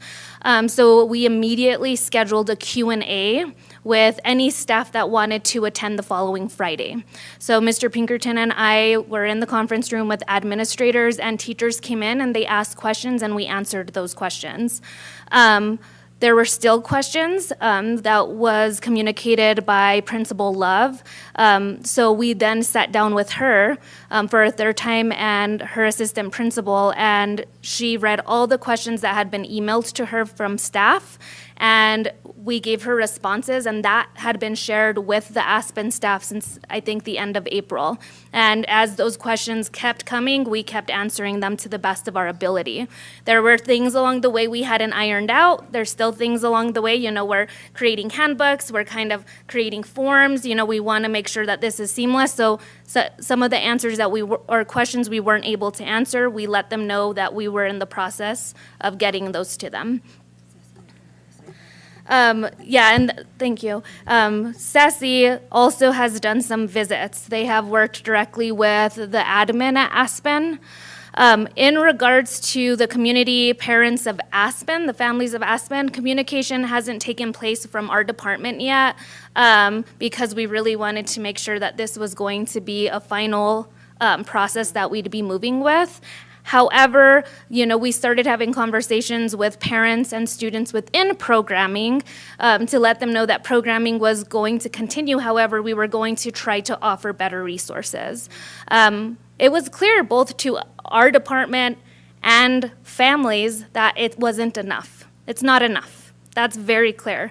And we had to acknowledge that, and we did let them know that we're working, this being part of the work, and trying to establish better resources for these students. So those are the conversations that have been held so far about this. Thank you very much. Appreciate it.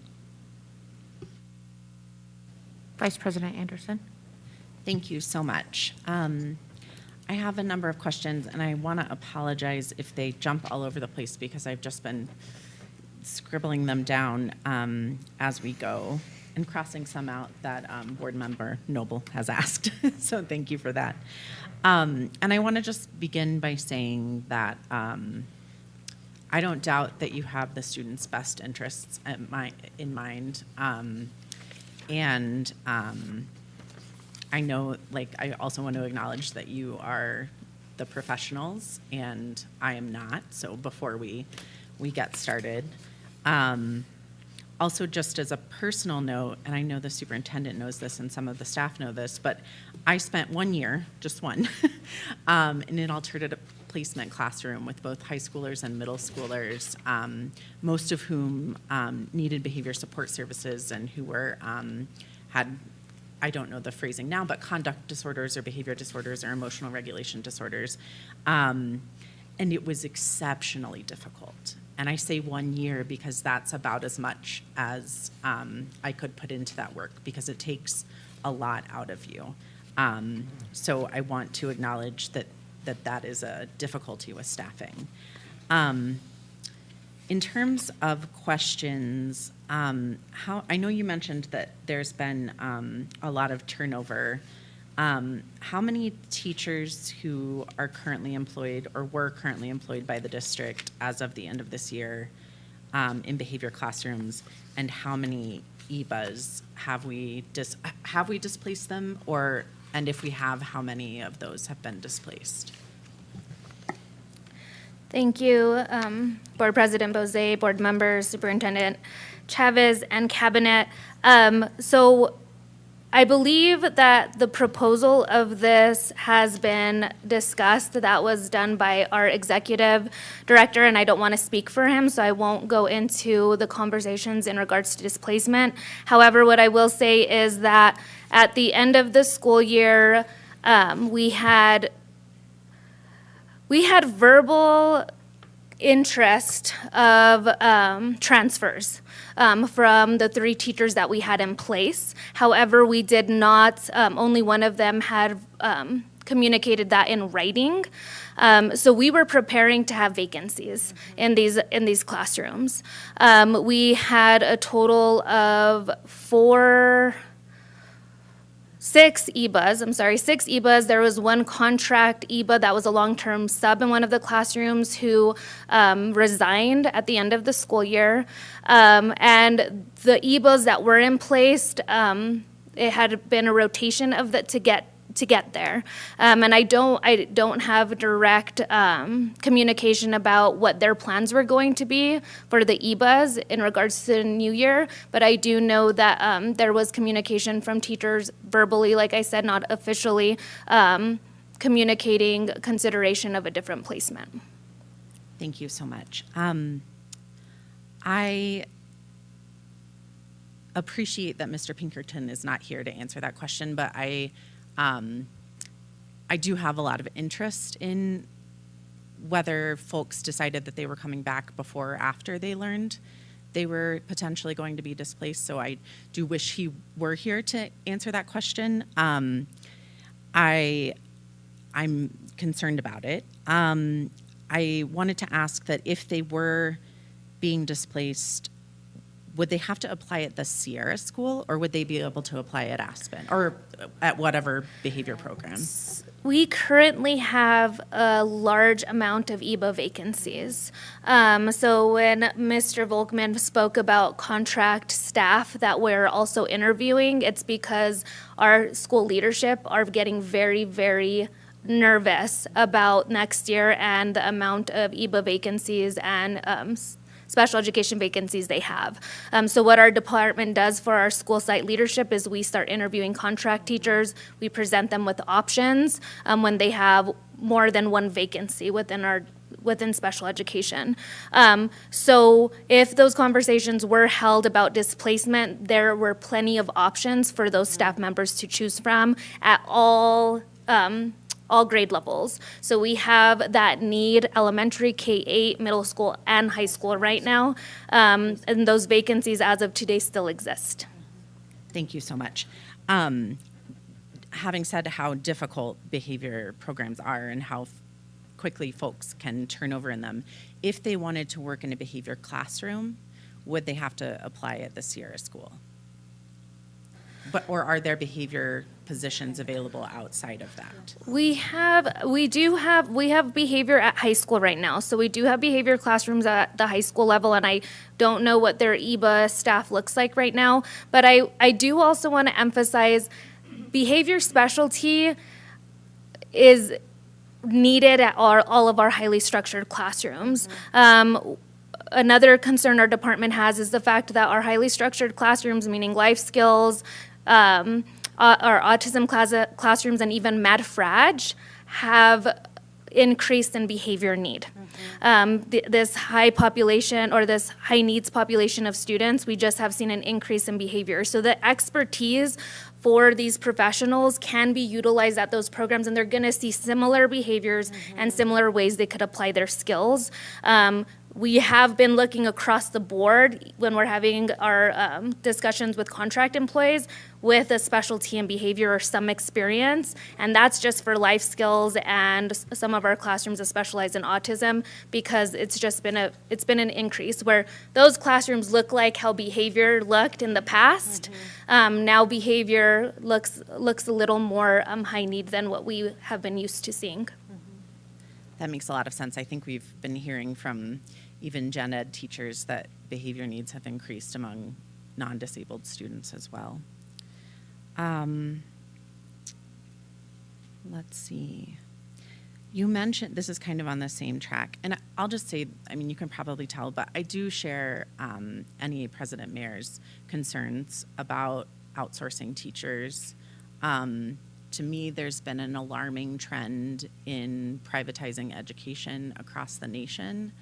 When we have had contracts with large numbers of ancillary providers, often one of the board members has pulled that contract off to discuss. If not, I don't think we voted separately on any of them, but we have certainly discussed the fact that it's, I think this might be an understatement, but not great to be outsourcing our educators for a number of reasons, for labor reasons, for consistency reasons, for what we're doing with the taxpayers' money reasons, even if we're saving money. And I'm just going to go off on, not a tangent, but I'm just going to say something about that too. I do feel certainly a duty to the taxpayers of New Mexico. It's part of why I'm sitting up here. It's part of why I ask so damn many questions during the budget hearings. But ultimately, I have a responsibility to my constituents who elected me. And if I were to go to them, I can guarantee you that they would be far more concerned about the students and the staff than they would be about the dollars. We find that out every time we put a bond issue in front of the voters. They're more than willing to, give up some cash for these kids. And I think that's probably where your values lie as well.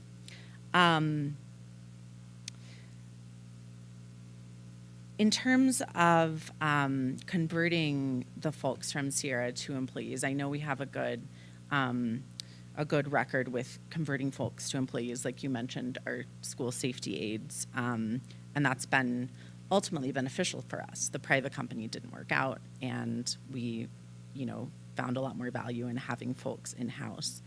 If we're converting Sierra folks to employees, I'm a little confused about where we would put them, since they're like K-8 behavior folks. Like, we're taking that, we have this self-contained private program. It's not as though we can, or maybe it is, maybe I'm misunderstanding, if we can sort of semi-convert that program into a hybrid between outsourced folks and in-house folks. Or I don't know how SESI works with that, if that's an option. I mean, it's kind of in line with your question about dollars. Is there a hybrid option between, great, bring in some new folks, but let's also keep some of the folks who were involved before? Is that something that you've discussed with them? And I'm going to let Director Volkman speak to that. I just wanted to say something just to emphasize, we want to hire within. We want to hire within. What makes special education very difficult is we're tied by law to provide services. And interruption in services, not only does it meet the need of students, but it also then will cost more later on. So I just want to emphasize, when you see this rush and this rush in contracts, probably a lot from our department, it's because of that. Right. It's because those students have a right to what we write in that IEP, and due to the staff shortage the last few years, we've come short. We've fallen incredibly, incredibly short, and we are struggling right now to give them what they should have gone 2 years ago. Director Pacheco Garcia often manages and picks up contracts. If it wasn't for her, those students wouldn't have received the services that they had a right to by law. So it's valuable work and just making sure the kids' needs are being addressed. If there were applications on our desk to fulfill those needs, then we would have gone through the process to hire within. But those applications did not come through, and we've consistently seen that over the years. So I just want to emphasize our goal is always to hire within. Special education is a very difficult field, and I think we have to acknowledge that as well. These professionals are angels. It's very difficult, the amount of paperwork that comes with it, the amount of training that is needed, the way that the students need are constantly evolving. It's just, I think it's more challenging than anyone can imagine in regards to being in a classroom and working with a population of students. But at the same time, those students have a right to education, and we have to provide services to meet those needs one way or another. So I just want to emphasize why those contracts keep appearing from our department. And I just want to add something to your question, just for clarification. Whenever we provide contractors in our schools for whatever capacity it may be in, cannot hire them for a year. So you have a do not compete clause in contracts.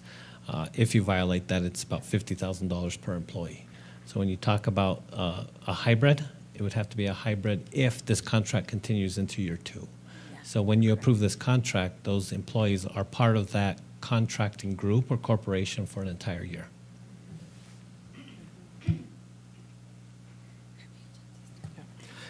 Good evening again, Board.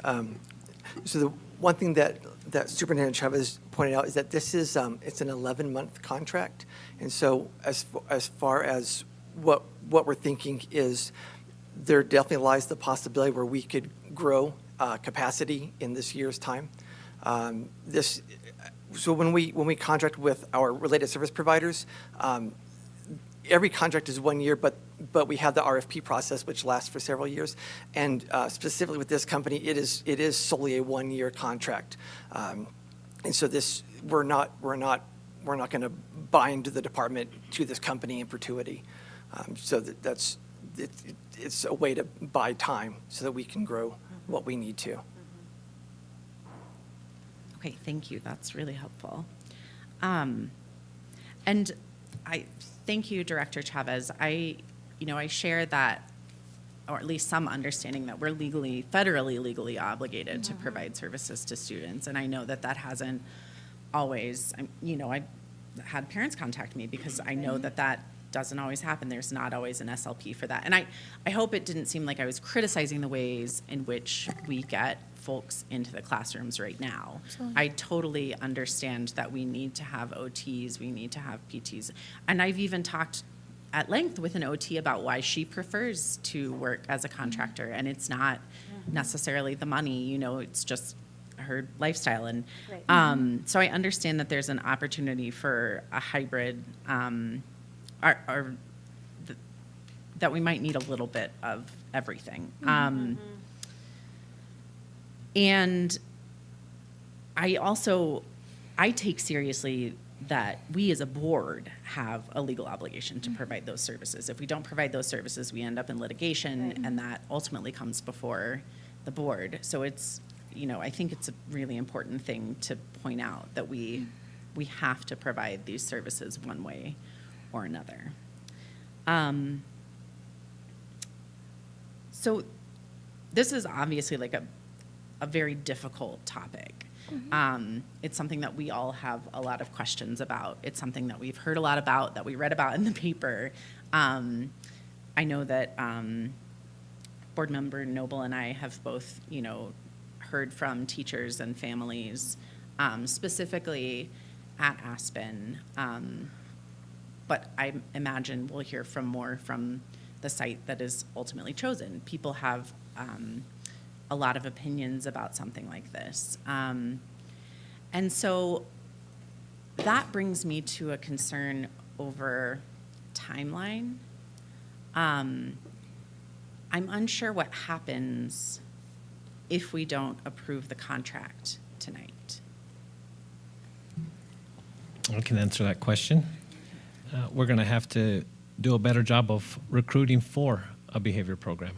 At this point, as of yesterday, no applicants for this program, but that doesn't mean, as President Mayor mentioned, some teachers may want to convert over to a behavior program, some EBAs as well.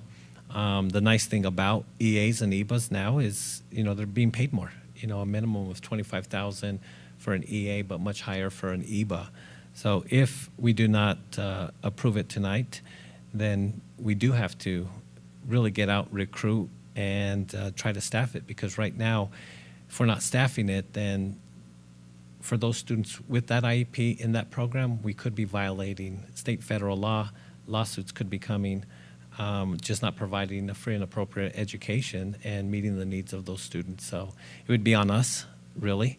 We don't have a board meeting scheduled in July at this point. Our first one would be August 10th, which puts us roughly about a week before school starts, and that wouldn't be enough time to get a contract in place and have them ready to open up a program. So it's a difficult decision. We're not going to please everyone, no matter what decision we choose.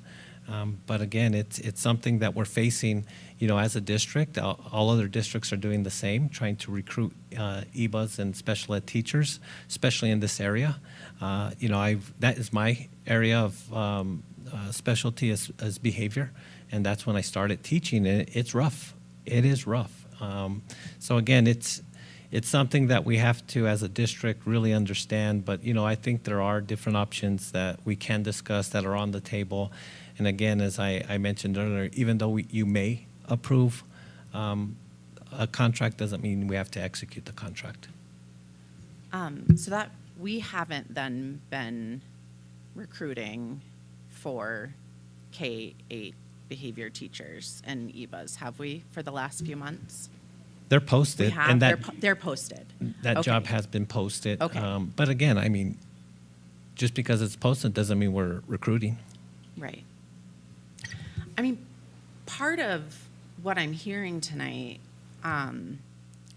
makes me want to have a contract in front of us that hires Ceci as a consultant to tell us how to recruit people and how to keep people from burning out.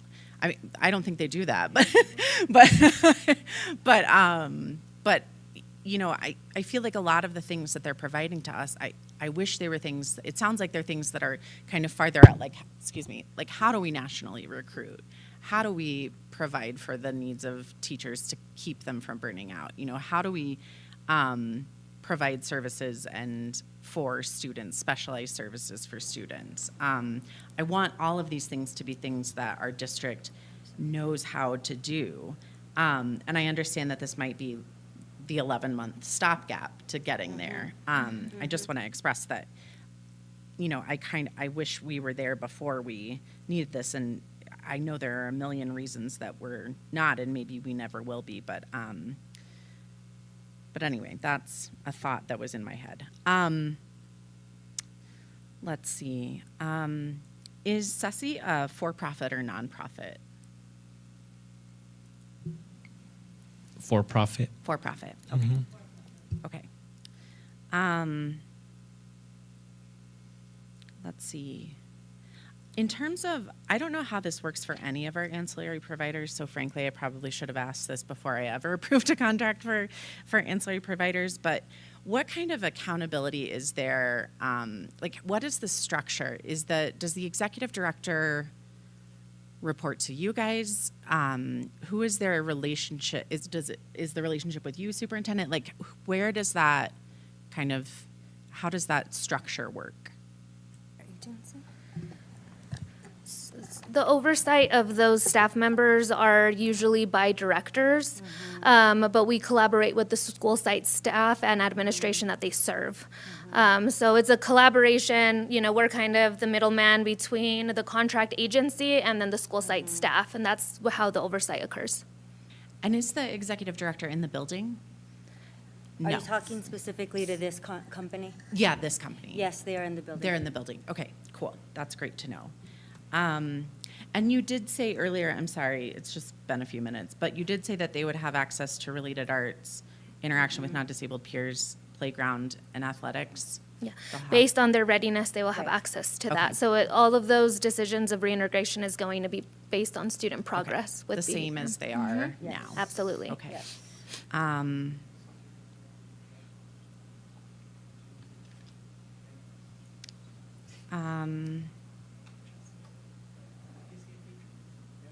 I think that's all the questions I have.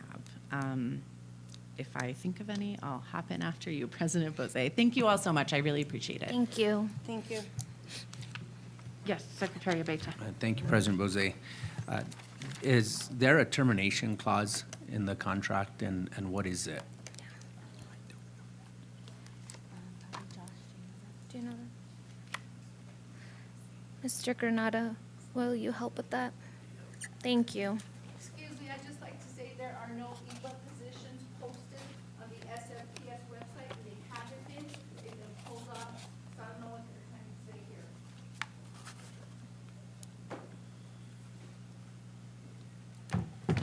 here. Good evening, Board President Bose, board members, Board Member Abeyta. There's the termination clause, and so for termination, obviously for a material breach, there's ways to get out of it if either party breaches, a term of the agreement. And within that kind of situation, each party would have the opportunity to cure the breach. But for termination for convenience, the district would need to give 180 days notice for prior to termination. And I believe that contract is for about a year, is my understanding. Okay. Well, this has been very helpful. The questions that the board members raised and the information that staff has given in the beginning, it was like we were comparing apples to apples, and when you're doing that, by all means, we want employees instead of contracts and contractors. But as the discussion kept going, I'm saying, well, this might not be apples to apples. I mean, we're dealing with a specific student population. We're dealing with the benefits and retirement and those things we offer our employees that a contractor doesn't. So I understand why there'd be 17 that this company can bring and we couldn't. And then there's impacts to our union contract. So I mean, because one solution is, well, instead of doing this, because what I was thinking in the beginning is, instead of doing this, let's just pay these positions much higher and recruit them, and we'll be able to hire them that way. But then it's like, well, wait a minute, you can't. You have other teachers, you have other areas, and so and then something that Board Member Noble had stated started getting me thinking and hoping that maybe there's a compromise where we can approve the contract, but there's certain conditions or provisions or maybe reporting that needs to be taken place during the contract year, so that because I understand where staff is coming from, and then there's the legal state federal obligations that we have as a board to make sure we're doing the best we can so that these students are getting the services that they need. So I think the ultimate goal, though, is, should I support something like this, is that we do replace it with staff in the district. And so that's kind of where I'm at. I'm willing to support the contract, but with hopefully some kinds of provisions or conditions that board members like Noble, who have more experience than me, may be able to, we could come up with this evening. Thank you. And I just want to provide clarification on that comment that was made on the way out.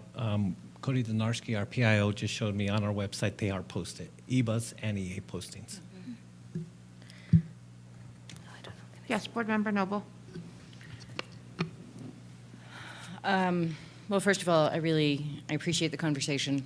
I've learned a lot. I appreciate the questions. And it's not apples to apples. I think Secretary Abeyta is exactly right. In charting a path forward, because, as I said before, I think there are many, many things that are true here tonight, including our legal obligations and our history of recruiting for these positions. We have done a lot of good national recruitment in the past. I think we probably haven't lost those practices in HR. We have done a lot of work to support teachers, all of these ideas, most of them have been had by the real experts before any of us sat up here, frankly. So I guess, and I keep coming back to what is going to be best for the students who are entitled to these services, are legally entitled to the services, and the vision, and I appreciate, Director Chavez, that you keep bringing us back to of, we want to work out of this intense need. We want to integrate. We want to do what I think we can all picture in terms of serving students and doing better for them. So, and I appreciate Vice President Anderson saying just very, very simply that there has been a big push to privatize education and to, whittle away at the edges of school districts and the funding that school districts have and all of this. And that is, what doesn't sit right with when we hire contractors and privatize services. We want, I want a robust school district that is well compensated with lots of benefits, that builds community, that listens to people, that pays people better and works consistently on all of the complex things. I also appreciate the thing that is the background of this, which is we have lots of behavioral support needs all throughout the district, in doing lots of listening. That is almost the number one thing I'm hearing. And it's true in the early childhood realm, and it's certainly true in education. The pandemic impacts are still incredibly prevalent, and we need to do all we can to provide the support for our students and our staff members to do this. So I keep looking for some sort of way through here. And I think, if this is possible, and Superintendent and Mr. Granata, I don't know if how this looks, but if we can approve this contract, this would be my proposal, that we approve this contract with consideration of the location and where the Sierra School goes. And I appreciate what you said, Superintendent, earlier. And I think it would be great to look somewhat agnostically at where this can work best for the communities involved, including the kids in this program. And that may be Aspen. I don't want to take that off the table. But I also want to say my desire would be for the support and intention around putting this anywhere to be very big. And honestly, not just left up to special ed. I think it's got to be really integrated with the administration, with the school site, just because our special ed professionals have that perspective and expertise, and we want that, but it needs to be integrated as the supervision and management sort of would be with the staff. So I guess my request would be to bring some intention to where it goes and the plan for integration into a school site. And I would like to see us really continue to recruit for these behavioral positions to be a part of the Santa Fe Public Schools. So I think that there's sort of 3 conditions I'm proposing on this contract, which is looking at the location, integration plan with wherever the location selection is, and that we really look for the and both solution and continue to recruit, and however that can work, that we try and do better at it, be creative with it, and know that everybody's preference is to hire for the Santa Fe Public Schools. But I guess as we talk, I've become more uncomfortable with not listening to the staff expertise and clear consideration of how to bring services to the students. Thank you very much. If I could just, on point number 3, I think I'm thinking the same thing that you're thinking. But to me, it's almost like we should approach this as a study from our standpoint of what is it that they're doing so that we could replicate it, both in terms of that intensive support and to continue that recruiting so that I would love for this to be an 11-month stopgap so that next year we're doing at least half of this on our own, if not all of it, so that we can learn what those things are and be able to replicate them in-house after doing better recruitment. And hopefully giving that intensive support that addresses a lot of the root cause. Yes, Vice President Anderson. Is it possible to receive, to plan, a formal request for a presentation on how we're going to bring these in-house, how we're going to innovate our methods to ultimately have this program not as outsourced to a private company? Yeah, absolutely. Yes, Secretary Abeta. Thank you, President Brooks. And I'm sure it's understood that these discussions will include our NEA, our union, because we can't do this without their input because of the impact that any decisions we make towards salaries or towards our recruitment efforts could affect the contract and the district as a whole. So they've got to be included in these discussions and presentations and studying. Thank you. And again, for clear, just to note it clearly, that if we were to move forward with approving this contract, we do not want to blanketly approve it being at Aspen. We want that study. We want careful intention around choosing a location. And I, not having seen the contract, I don't know exactly what's in there, but we need to make sure that that's taken into consideration. Yes, Vice President Anderson. What's the timeline for all of the things that we've talked about as in terms of stipulations with approving the contract? Well, I think the first one is a location study immediately. You can't start the school year if you don't have a location for the program, and then as you start to identify a location, you start to engage with the school community and help educate them and really bring them forward so you can have listening sessions. At that point, I think even prior to the location study, through the location study, through the school year, is just a recruitment, as we've said, very intentional recruitment for specific positions, working with NEA to be creative of how to recruit them. Is it stipends? Is it X? Is it Y? Funding sources. And then as we move through the school year, as you mentioned, how do they do what they do so well? And how can we learn from it? And then how can we bring it in-house? So I think, there's short-term and there's also long-term goals and timelines within this.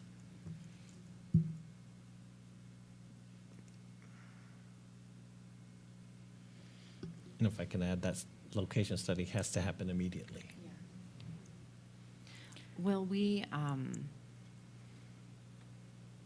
know, I assume we'll know at our August board meeting, but how will we follow that along? At what point do you think that will be determined? Yeah, I know you don't know right away, but. Well, I think that lies on my shoulders to keep you guys included in the conversation, update it regularly, even when we have our monthly meetings, keeping that as a standing item to be discussed. So you don't walk in August 10th to new information. Yeah, can I say one more thing? Yes, I'm sorry. please. It is difficult. We canceled our last board meeting and, there's that. But it is difficult to have a contract like this that's so involved and touches on so many pain points. Families providing special ed services our union, you know, big chunk of money. communications. Yeah, communications, a big chunk of money. Though frankly, like, you know, spending whatever we need to spend on students is like ultimately what we should be doing. But it is a difficult time calendar-wise to be talking about this. Yeah, I just wanted to register that. And this, I'm just incredibly torn. I've heard from experts that this is absolutely the best thing to do for our students. I've heard from folks that this will be very hard for them,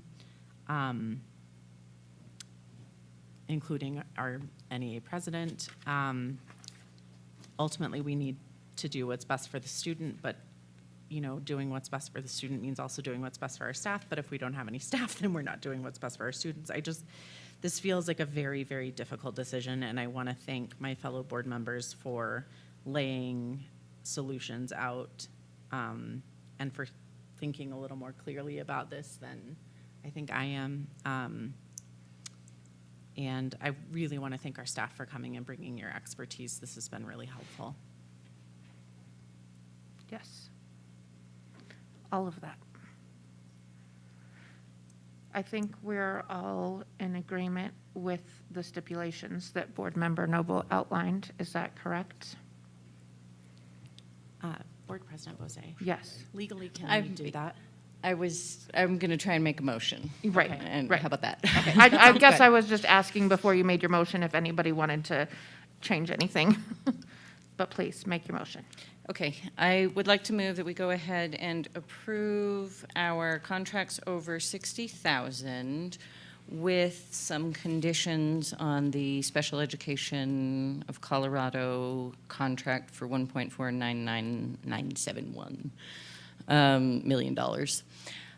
And those conditions are that the superintendent is asked to do a beginning immediately location study, and then while keeping the board informed with what's going on, and then when a location is determined, that there be an integration and community engagement plan for where it's going to go, and that alongside the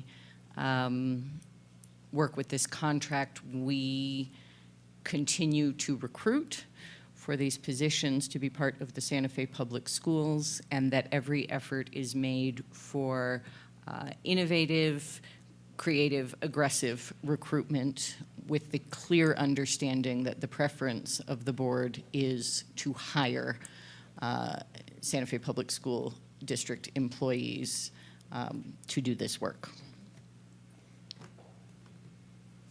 I will second that. All in favor? Aye. Aye. Any opposed? Thank you very much, Board, for the discussion, for the district staff, for all of your information. We appreciate your patience standing up there. Mr. Granata? Board President Bose, board members, and just for clarity, the contract says that the district location is 450 La Madera Street, Santa Fe, New Mexico, and so I would assume that, you know, through the motion that was just made, that that district location would be to be determined. Yes. Okay. Please and thank you. Thank you.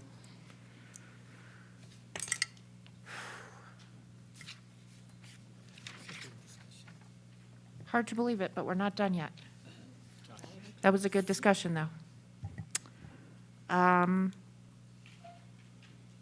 Next looks like the first reading of amended policy 118, committees of the board. Superintendent. Thank you, Board President Bose, members of the board. This was something that we've started discussing, and it's nice that we're bringing it forward to really align some of the questions that we've received as board members and also as superintendents about roles, responsibilities, the committee, and how it interacts with the school board. So, you know, at this point, I will turn it over to Board Member Noble. Also, Mr. Granata and I will be here to really help walk us through this policy. Thank you very much. I believe this policy, and just to say, because we haven't done this in a little while, but we're doing a number of first readings tonight, and this is our first of the first readings, which we do get a second reading. So we can make tweaks, changes, both now and when we bring it back for a second reading on any of these. On this one, I believe this has been shared with everyone. I believe it was also shared with the Community Review Committee and the Audit Committee, and some feedback was integrated, and I appreciate all the work that the superintendent and our general counsel have done on this. Ultimately, we have talked about, and we had the study session with our committees where there were a few things, and you know, we've had these discussions before, but a few things really sort of rose to the top, including that there needs to be, I guess I would characterize it as more active communication from the board about the work on a sort of regular basis that is asked of these committees, so that the committees don't end up feeling in a vacuum or disconnected from the work the board is doing. Of course, it is our job to look at the whole district and all of these things, and we have these committees for very specific purposes. So the big ones are basically more regular communication that puts on the board, that we can see on page 2 of 4 under item 6B. Each year upon the acceptance of the annual audit, the board shall discuss a small number of priority areas in which it requests recommendations from the audit committee.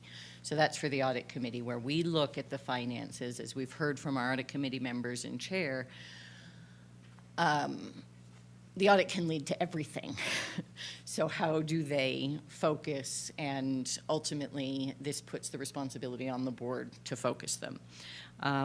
The same thing with the CRC and a number of the, well, actually, I crosswalked the whole thing between the roles, what was it? The roles and responsibilities document that had been developed a little while ago in order for them to be in this policy.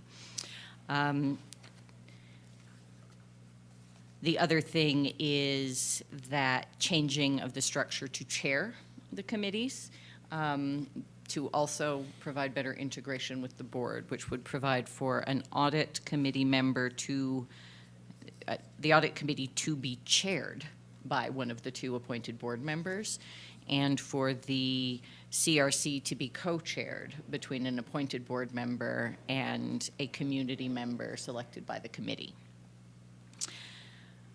So, I know we all read quite well. I do have one question on this, which is, I kept putting in there that our 2 appointed members to the CRC would include 1 at-large member and 1 from a district, from our district. And the idea here being, right now we have 2 at-large members, and geographic diversity matters, which is why we have district representation. So I guess my question either to the superintendent or Mr. Granata is, I think that got removed. Is there a reason? There's no reason. That is something on us, and as we published it and I went back through the policy, I noticed that was not there as well, especially with board action, discussion of possible action tonight. That's when I noticed it was not in that policy, because tonight you guys were discussing who would be on some of these committees. So you're absolutely correct. Board Member Noble, it's not in there, and that is something we need to add. Okay, and I know where to add it, because I added it one time before. I wrote it in. Okay, which is page 2 of 4, right around, you know, lines sort of 58 to 64. 11 volunteers, 2 appointed by each board member, and 1 union representative. I think I put it right in there, 2 appointed by each board member, you know, 1 of whom shall be from the district represented, or something like that. So that piece has to do with our appointees, not Our us. on the appointees, board. yeah. Yeah, So in so- other words, we can choose one person at-large. from anywhere. Got it. And we choose one person from within our district That in makes order perfect sense. to, and we can talk about it, but having thought about this quite a bit, to preserve, to split the difference and preserve geographic diversity to make sure we have representation from throughout our school district. Absolutely. And also, if I may just note that I believe that this outlines the board members on the committee on the CRC being voting members, which has not been the case, and which got us into quite a pickle last week when we didn't have a quorum there for a minute. So I think that will really help as well, and I appreciate that work. I've read it several times. Vice President Anderson, do you have questions? I did. Just had a question about adding the, one of which shall be from the representative, or the board member's district. Do we need to, can we move that as an amendment tonight and then, or do we have to have another first reading if we change it? We can change it and then have a second reading? Yes. Okay. Yeah, we'll change it, bring it back for the second reading. Okay, great, because I was prepared to pull President Bose's Robert Rules of Order cheat sheet to move an amendment. There's two here. You can have one if you'd like it. Just kidding. I really like this. I think it's really helpful. I think it outlines the responsibilities of the CRC really well. I think that sometimes it can get a little, everyone feels like they really need direction in the CRC to do their jobs correctly, because everyone there really wants to do a good job. Everyone who's on the CRC really wants to do their best by the district. And so I think outlining this helps, and it keeps it from being, one of my concerns that I've had with the CRC, and I mentioned this during our joint session, Board Member Noble, is that sometimes it feels a little bit like a facilities committee. And it's not ultimately the facilities committee. It's taking a look at the facilities master plan, prioritizing projects for the GO bond, not necessarily having to take responsibility for if we close schools, for example, or if we have a water main break, or looking at those within the context of a larger picture and of specific items that come before the board that are initiated by the superintendent and the district staff, that go to the CRC, and that ultimately come to the board, for which we have to take responsibility. I did just want to check, the CRC got this? Okay, cool. CRC audit, we've had some feedback from Mr. Dax and also our current chair of the CRC, so we did receive some. But something that, I always remember Board Member Noble saying, no matter if it's audit or CRC, we have to remember it's about the core, Yeah. teaching and learning. It's Yeah. about those students. It's about the staff. So anything we do, we always have to keep that in mind. Yeah, absolutely. I think that makes a lot of sense. That's part of why I appointed a teacher. And then I just wanted to shout out and say thank you to Mr. Contreras for coming to the meeting tonight. We really appreciate it, and I always appreciate your engagement in the CRC. So, and I hope that, I know we didn't have this at the last time we talked, and so I'm glad that, you got to see it and give feedback, so thank you. With that, I would like to, do we approve these for first readings? Okay. To approve the first reading amended policy committees of the board with the change that Vice President Anderson pointed out and Board Member Noble had made in her previous edits. I'll second. All in favor, please say aye. Aye. Any opposed? All right, thank you very much. Next, we have our district wellness policy. Thank you, Board President Bose, members of the board. Really excited to introduce a couple of people that you hear from at times. Our Executive Director of Student Wellness, Ms. Sue O'Brien, and our Director of School Wellness. I hope I got that title correct. I probably didn't, but it changed recently. Miss Promotion. Jen Jevertson. So they do great work. Again, we're going to go through this first reading. It's policy 423, district wellness, but it's also because it's a requirement by the state. So If Executive Director O'Brien starts to take us through, start to explain a little bit, maybe some of the changes and the edits. Thank you. Thank you, Superintendent, for that wonderful introduction. Good evening, President Bozay, members of the board, Superintendent Chavez, Cabinet, and the remaining audience. We are here this evening, as the introduction stated, for your approval to repeal and replace the existing policy. We did a significant amount of work on this policy, and instead of redlining everything, what we intended to do was to share those things that we either moved within the policy so the policy actually would flow better, and those are things that were in green. I'm hoping you have the same version. And then things that we added primarily as a response to the Public Education Department guidance document that they put out so that we become compliant with that. But while this policy is a requirement of the New Mexico Public Education Department, I really believe that this policy is a reflection of us. It's a reflection of our ongoing commitment to address the thorough, and I had robust in my notes here tonight too, procedures, our curriculum, and our best practices that address the health needs of our students and our staff. Ultimately, our goal with this wellness policy is that we have healthy individuals, healthy families, and healthy communities. So with that, I believe part of the board packet, you were provided a detailed, what we called a summary of changes document. So my thought was that I would just kind of give you a bird's eye view of that and highlight some important changes.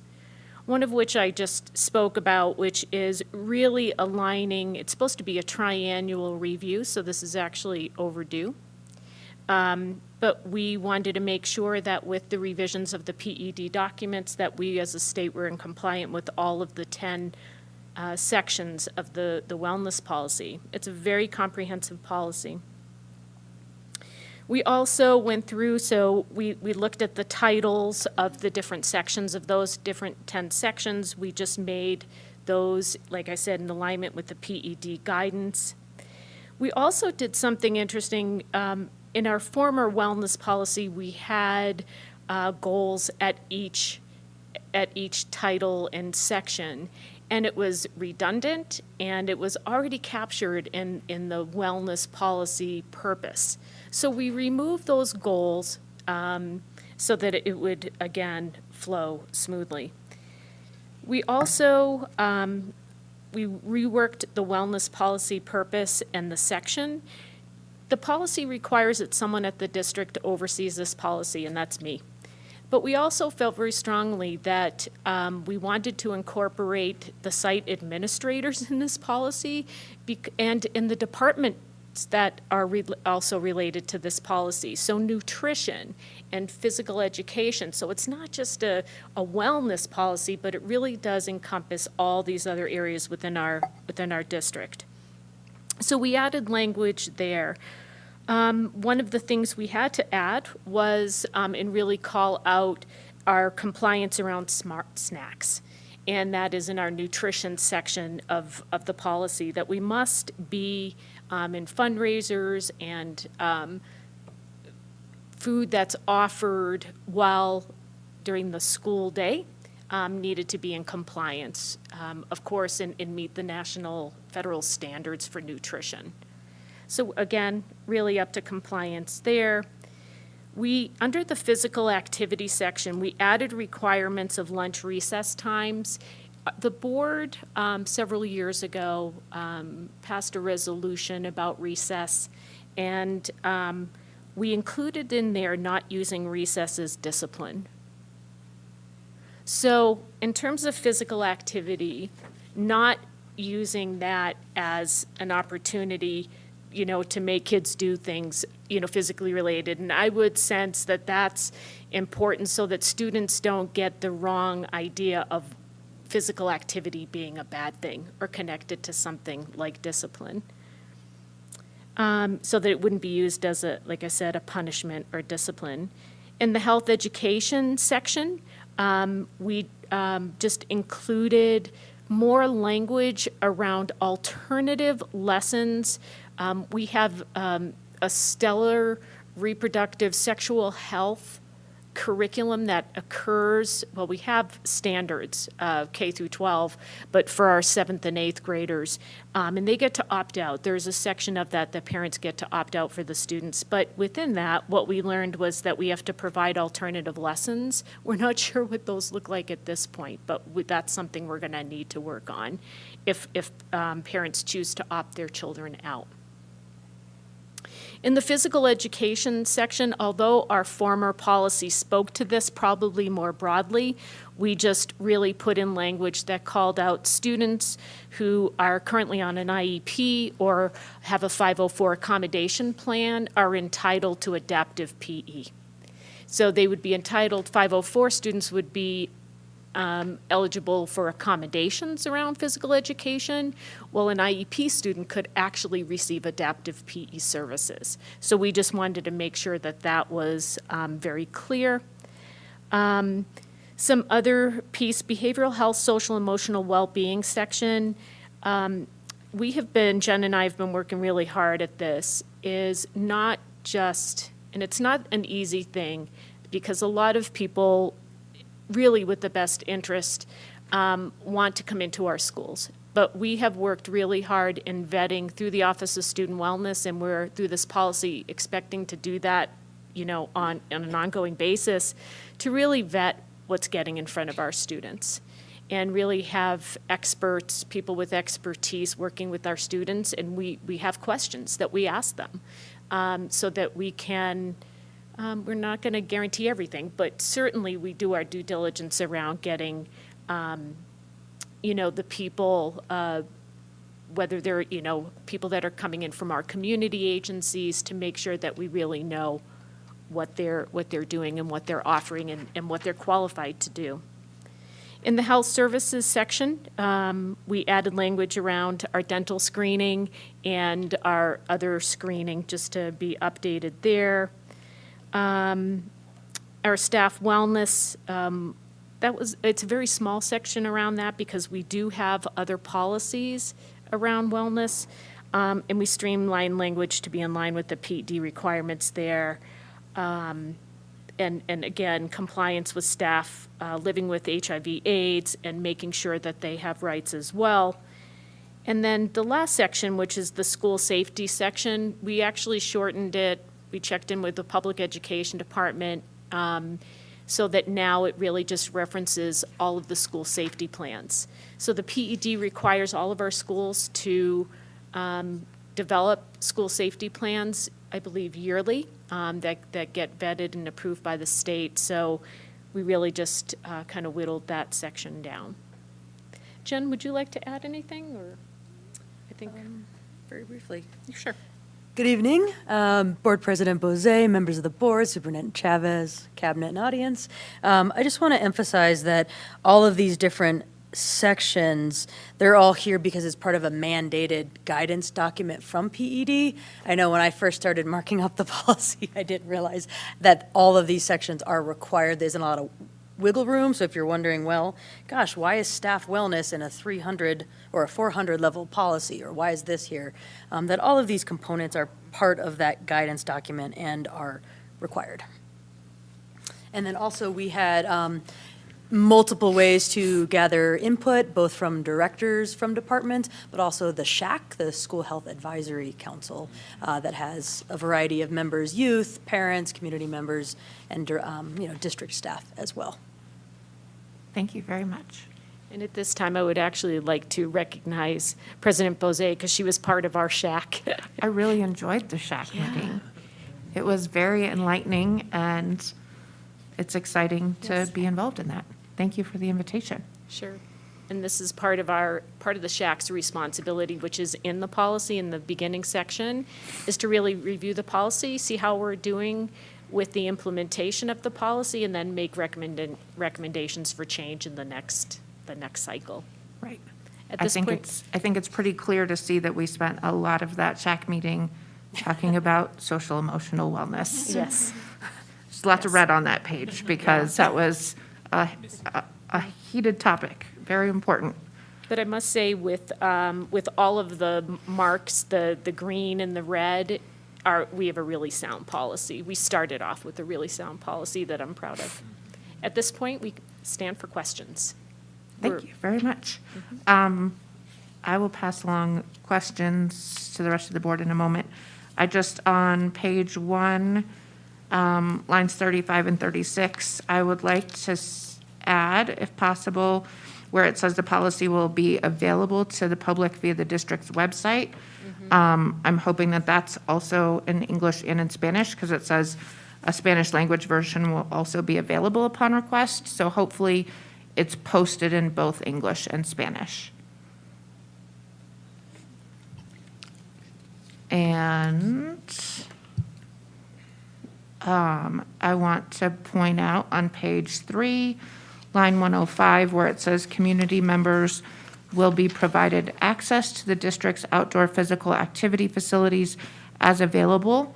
That I think that's lovely. We talk a lot about opening our schools up and making sure that that space is shared and available as safely as it can be. And also, yes, your note about the dental screenings, because we spent a lot of time talking about that when that mandate came down from the state. So here we are, it's integrated. And the immunizations, I also wanted to say how much I appreciate that.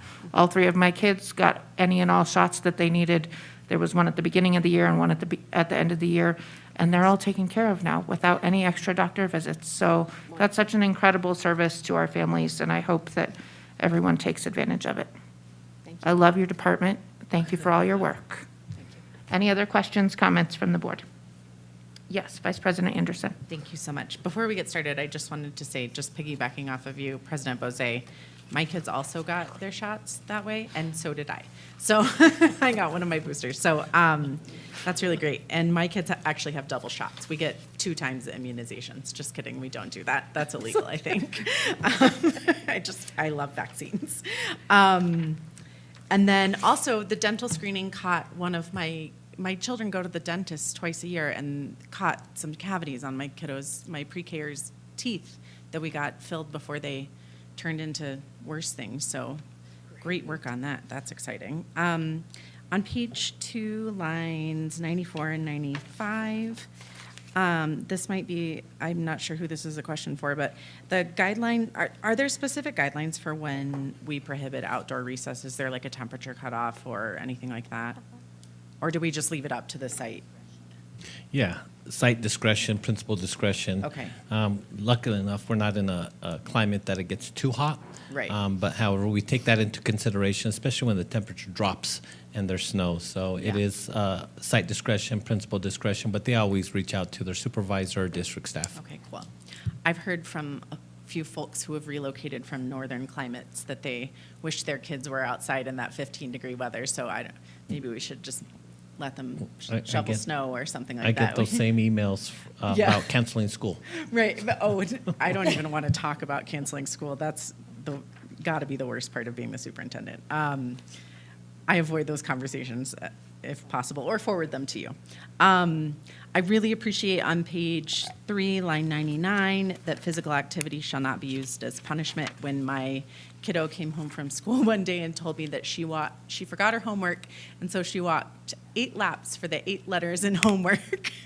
I was a little distressed. Teacher was super open to talking about it, didn't do it anymore, but I really appreciate that it's a policy that we keep kids thinking that physical activity is a positive, exciting thing to do and not something we do as punishment. If I'd gotten that message, I might ride my stationary bike more. What President Bose just brought up about the district's outdoor physical activity facilities, is that sort of where they make a reservation and kind of rent the facility from us, or does that mean that we're opening our facilities up to people just stopping by? I think it's a little of both. There's times where we've been partners with the city and we've opened up our playgrounds. When it tends to be the indoor space is when we have to get those facility use forms, or when we're going to have a large crowd such as soccer, football, using those type of things. So again, usually it's really about the liability part for the district, and for the most part, our schools are available, playgrounds and little outdoor spaces. I love having playgrounds open. I think it's so important for the community. And then in terms of health education on that same page, I know there was a lot of push by a lot of wonderful young people this year for affirmative consent education across the state, but my understanding is that we already do that. Is that true? Mm-hmm. Okay, cool. I just wanted to, that was like my wraparound way of like patting ourselves on the back. Yes. Because I think it's great. And that's it. This is great, you guys. Like, I really appreciate all of this. Every single red part of this is fantastic. I just appreciate all the work you do, and I just want to echo President Bose that I just love your department and what you do for our district. And also, I hear, I get a lot of great feedback about folks. I was at a party in Albuquerque this weekend, and someone said, "Do you know how great Jen Jevertson is?" And I said, "Indeed, I do." So you can't go anywhere in this community without hearing about how great student wellness is, and I think that's fantastic. Yes, Board Member Noble.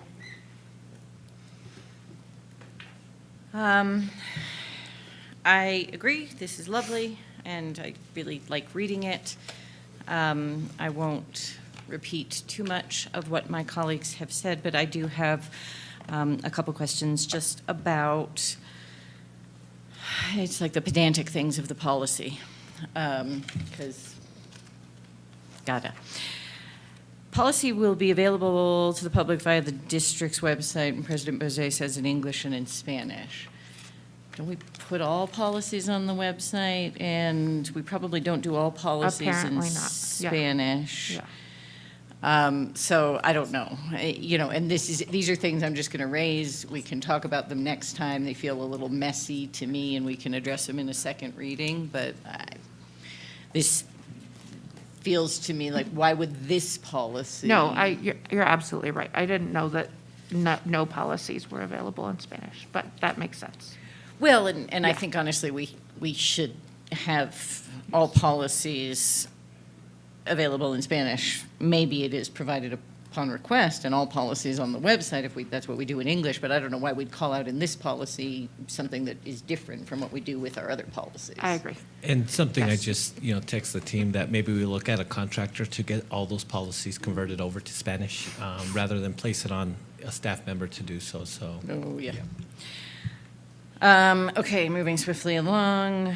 I also really appreciate the schools shall not allow the denial of physical activity or recess as a disciplinary measure or use physical activity.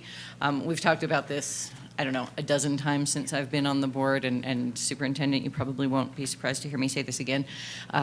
How we communicate this, make sure that people understand the recess requirements at schools, because it happens all the time.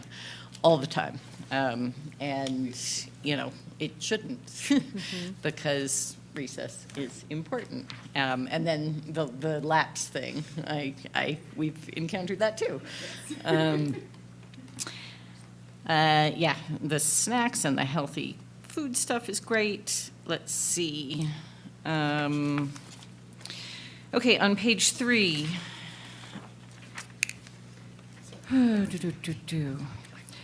Okay, community members will be provided access to the district's outdoor physical activity facilities as available. I'm comfortable with that because it says as available, but just to say this again has come up again and again. It's really complicated. Former school board member and former city councilor Carmichael Dominguez was like, this is the hardest thing I've ever done, is joint facility use agreements between the cities and schools. So just really want to call out, I'm a little uncomfortable with that here. I like the value statement, but, I guess, let me put it this way. Are we opening ourselves up to any perceptional or even legal risk if that is in a policy? And again, I'll just sort of leave that. It's an open question. Maybe it's fine. Professional development on integrating physical activity into core non-core subjects will be provided to licensed physical education teachers and other school staff. I love this. I don't know how we do professional development and if we want to mandate one particular type in a policy. Again, like, I would really like to see that happen. Professional development is always a sticky wicket. And, you know, we've talked about having more staff-directed professional development. And again, to me, superintendent, this needs to be in the big picture of how we're doing professional development, and do we mandate a specific kind in this policy? And then information will be offered at least once per semester to all families that encourage them to teach their children about physical activity and assist them in planning physical activity for their families. I love this, and I want us to do it. I am also aware that we moan all the time about unfunded mandates from the legislature, and this looks a little like an unfunded mandate to me. Maybe there's funding, maybe there's, you know, so again, some of these questions are what needs to be in the wellness policy, and what needs to, it's always the question, what needs to be in the AR and the practice, and that sort of thing, because just to be clear, I love doing these things. I'm just wondering about whether they're appropriate in policy. I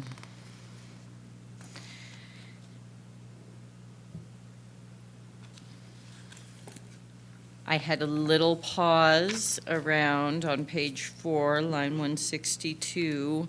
All social emotional learning curricula and programs shall be overseen and assessed by the SFPS Office of Student Wellness. Maybe it's fine. It's just the all social emotional learning curricula, and it's in part that I want that integrated everywhere. And maybe it should be overseen by the Office of Student Wellness, but so I don't even know what my issue is there, but it did feel like a somewhat blanket statement that I don't know, could actually end up having an unintended consequence of being limiting. Go ahead, May I please. come in? Board Member Noble, so that is actually just to help the approval process that it comes through our office, and we look to say, is this evidence-based? Is this based in prevention? Is this, so looking at it, we don't do it all. For example, second step is our social emotional learning curriculum, and we oversee it, find the funding for it, but it's teachers and counselors that are actually doing it across the district. And so really, it's just our office serving as an appropriate air traffic controller of the curriculum that's coming into the district. We've had instances where staff members say, oh, well, I looked up this YouTube video, and we're like, well, that's not the best approach. How about we look at something with some science and evidence behind it? So that is the intent of that paragraph, not that we will do it all, because we can't. So is that more than maybe like vetting? Yes. That curricula, and not, I mean, I don't know. Is that what overseen means? I don't know. I feel like vetted means there's opportunity for others to bring stuff, but that you need to have the final approval. Yep. Because I like the idea that it's collaborative and that people might find gems that you haven't put out already, but we do want to make sure they're evidence-based. And we've brought in some great programs. Some staff have found great programs that once the vetting, we say, yes, this is excellent, let's do it. Cool. No dare programs. Oh, wait, maybe it is, yeah. Sorry. I think what's also important is, Jen and I have seen it happen. In the process of vetting, we involve the schools. So our goal is really to help them, meaning staff or whoever might be bringing something forward, to really ask the questions that should be asked of whatever's being presented, because they're precious cargo, our students are, and we just really need to be careful about not causing more trauma. And so we're trying to teach the staff too, things to ask and different things to think about, so that they're doing that kind of on their own, before they even come to us, so. Thank you. That's very helpful. And I feel we'll remove any concerns about that particular piece. And this is a meaty policy, and I love its meatiness. It was fun to read, and its clarity. So I appreciate that. I guess I would suggest, and maybe I'll just, for the expediency of it, I'll put it in the form of a motion to move approval of this first reading and ask that, particularly, I think it's the stuff on page 3, that we look at any unintended consequences and have a real lens to policy versus AR and what needs to go in there. And that superintendent, you and the wellness team obviously bring any upgrades back for a second reading with that lens in mind. It's a very long way of motioning, but, you know, a motion to look at some of these things for the appropriateness of policy versus AR and consistencies for a second reading. I'll second. All in favor of approving with those amendments, please say aye. Aye. Any opposed?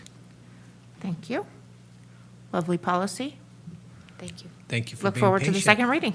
Thank you for being patient tonight. Sure. All right, moving right along to item F, Resolution 2022-2023-16, declaring fixed assets. With us tonight is our Executive Director of Digital Learning, Mr. Dan Viescas, and this is the normal resolution bringing forward to you guys tonight for the disposal of equipment that has exceeded their expected lifespan, and it's always been asked every year. The hard drives are removed, the material is recycled, and those that cannot be recycled or disposed of are thrown away. So, Mr. Viescas, why don't you talk a little bit about the resolution? Sure. Good evening, board member. Good evening, President Bose, board members, and Superintendent Chavez. Do you have any questions about? We submitted this proposal in April to dispose of the outdated items that are. It's time for them to go because we have purchased new items for our students and staff in place of them, and so we have approximately 5,000 things that will be disposed of and recycled appropriately through Albuquerque Recycles. I'd like to move approval. I will second. All in favor, please say aye. Aye. Thank you very much. Thanks, Dan. I think we've asked our questions in previous years. We've got it down now. Any further comments? Thank you. Again, thank you for being patient with us. Yes. All right. Next is our Reimagining Strong and Supportive School Community, first reading of new policy 356, commitment to student engagement. Yeah, thank you, President Bose, members of the board. Again, this is now starting to see fruits of the labor of the Reimagining Steering Committee. This is the first of many that will be coming forward to be discussed. There's been a lot of work, not only by the board, but the committee members and also our steering committee. I forgot her title. Previous superintendent, Dr. Veronica Garcia. So again, a lot of hard work. Now it's starting. You're starting to see the fruits of that hard work. So I do want, before I turn it over to Secretary, I want to thank the committee members, the board members. It's been a long journey. We're starting to make progress. So I do want to acknowledge those volunteers that are participating on this steering committee. So with that being said, I will turn it over to Secretary Abeyta to talk a little bit about this first policy, this first read of new policy 356. Thank you, Mr. Superintendent. I won't read the new policy, but this did come out of the work that both Board Member Gonzalez and I did with Dr. Garcia and her team. She gave us several updates throughout the past few months of the student engagement process. And what the policy does is it really recognizes the current structures we already have in place. And what it does is it uses those structures such as student councils, our own student board members, and provides direction and specifics as to how we think we can utilize those structures that we have in place to get student engagement. The policy discusses that our student board education members lead to town hall events at their school sites to get input from students on relevant issues. The policy directs them to bring findings to the Board of Education and the superintendent during the first and third quarters of the school year.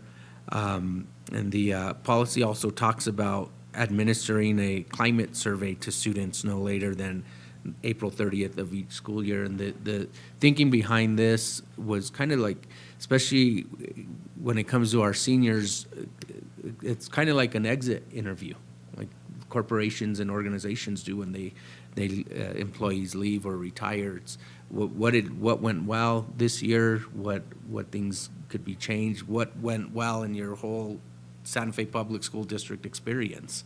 And so I think this is just a beginning, but I think it's a good beginning, and I really would like to just acknowledge and thank Dr. Garcia and her team, because they really did.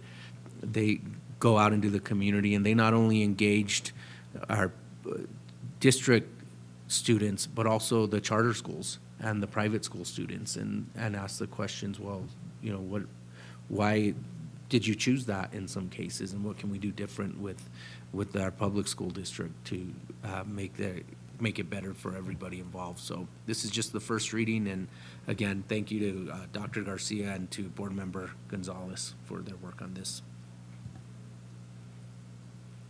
Lovely. Thank you for that introduction.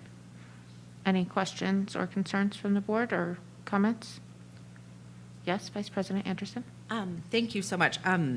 Secretary Abeta and Board Member Gonzalez in absentia. Thank you so much for this. This is really helpful, and thank you to Dr. Garcia for all the work that was put into this.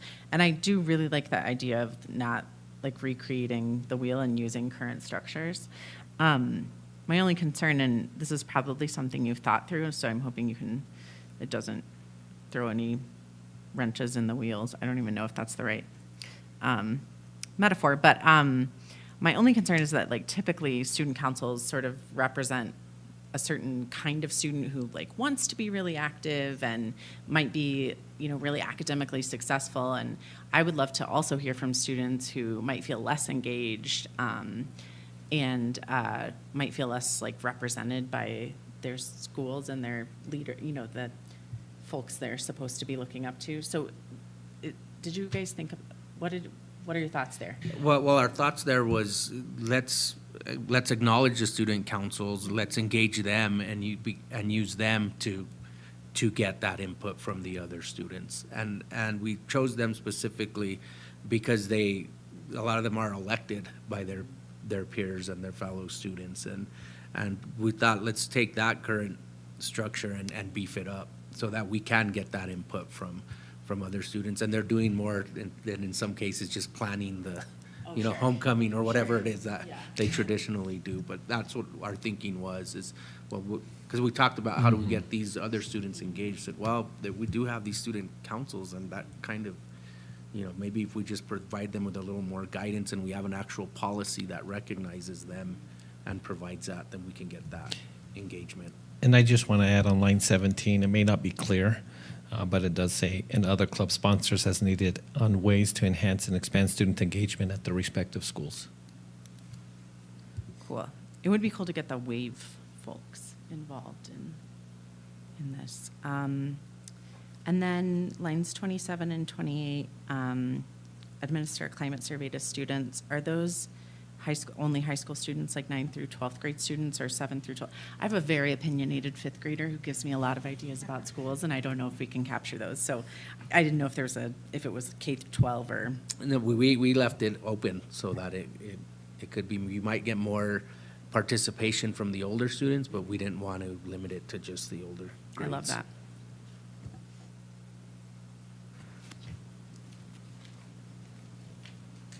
I'll move approval. I Do you have stuff? actually- Okay, sorry. I actually do sort of have a question, especially after reading that wellness policy and thinking about professional development. I'm wondering what professional development provided by the district to student councils and other clubs looks like. And if we feel like that's a good thing to be in a policy. Again, our discussions related to this was, let's not get too specific, but let's put a policy that then they can, that would hopefully those specifics and details would come as they start, as we start working through this. Yeah, like I guess I could envision some guidance or training, maybe even like in a video format so that it wasn't super labor intensive for district staff. Well, it's And, you know, having a resource person that they could talk to. But I just want to be mindful of the staff, I guess, at the district I level. think that's a good point, and it's unfortunate that Dan left, but, and Michael Haley left, who oversees secondary schools, but creating a course within Canvas that we can host, and then they can access when they're ready to, you know, move forward with this. And I think that if you approach it that way, as far as professional development, support, some coaching, you can access those videos, those recordings whenever. So it's not a one shot in the arm PD. It's something that they can look at over and over. So that could be an option. Yeah. Cool. All right. Would you like to make your motion? I move approval. Thank you. I'll second. All in favor? Aye. Any opposed? All right. Yay for student engagement. Okay. Resolution 2023-2024 Open Meetings Act is next. Thank you, Board President Bozay, members of the board. Once again, this is an annual resolution that we bring forward. It just spells out that we're going to comply with the Open Meetings Act. It's part of Board Policy 105, and that during the regular scheduled meeting in June, which we had to cancel, so it's now on the second meeting, which we're hosting, the board shall approve the open meetings resolution and define reasonable notice to the public. And we do follow 72 hours whenever we post agendas, and for all committees. That includes audit, CRC, and regularly scheduled board meetings. I move approval. Second. All in favor of approving our Resolution 2023-2024 Open Meetings Act, please say aye. Aye. Any opposed? Thank you for being ready for questions, Mr. Granada. We appreciate it. Again, we've got this down pretty well.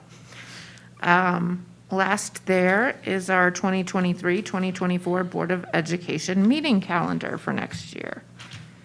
I'd like to move approval. I will second that. All in favor of approving that calendar? Aye. Aye. Any opposed? All right. Whew. We are now on to board discussion and possible action. Board Member Noble, do you have a reimagining update? Well, the Board of Education approved the first policy coming out of the reimagining work tonight. But yes, by way of other updates, and very, very pleased and grateful for the work that Secretary Beta and Dr. Gonzalez did on that student engagement update. There have been more than 30 focus groups recently to really dig into getting input for reimagining and people's big ideas. The results of those focus groups were prioritized into areas of focus for 2022-2023 for the following things: looking at magnet schools and special programs, looking at middle grade education, an emphasis on social emotional learning, and developing a framework for innovation schools. So I think there's still some mechanics being worked out as to how those topics will be worked on by one or more committees or work groups or something like that. But there has been a lot of input and work to prioritize topics. In the hopper, we still have work on declining enrollment and aging facilities that is being wrestled with by the policy committee and Dr. Garcia and lots of things, as well as a resolution, I believe, Vice President Anderson, that maybe you have been working on Indigenous students and families to at least affirm commitments there and some other things. And Dr. Garcia, our chief strategist in the reimagining, will provide a deeper overview and next steps at a meeting, I think whenever you want her, President Bose, at the board, at a board meeting in August. And that's all. Lovely. Thank you so much. And just to add that at the beginning of June, there was a reimagining retreat that I was fortunate enough to attend, and we spent, 6 hours. It was a nice long chunk of the day looking through the data from those focus groups, and just really exciting work. And it's lovely to see the policies coming forward, and even without the policies, though, the ideas that are there are really, I think it's what we were hoping for. There's reimagining happening, and I think we're all excited about what that means for our future. So thank you, and please extend our thanks to Dr. Garcia for her dedication and work. Next, are there any questions or comments about reimagining? Okay. So next on the board discussion and possible action, we have a little bit, I suppose in some cases this would normally be under our regular action items, but I did ask for this to be on the agenda after our CRC meeting last week, where we were given the presentation. As you recall, the board several months ago asked the CRC to focus on the Mandela project happening at the current site for the approved budget. So we got that presentation last week, and I kind of just want to highlight a few things. It was, again, building costs have gone up quite significantly. So in order to stay within the original approved budget, the scope of the project did change size-wise. And that was very much felt by everyone, I believe, that the building will still be more than adequate for the programming. They proposed several different ways that build could happen, with the acknowledgement that once the architect gets to work, there could be lots more information.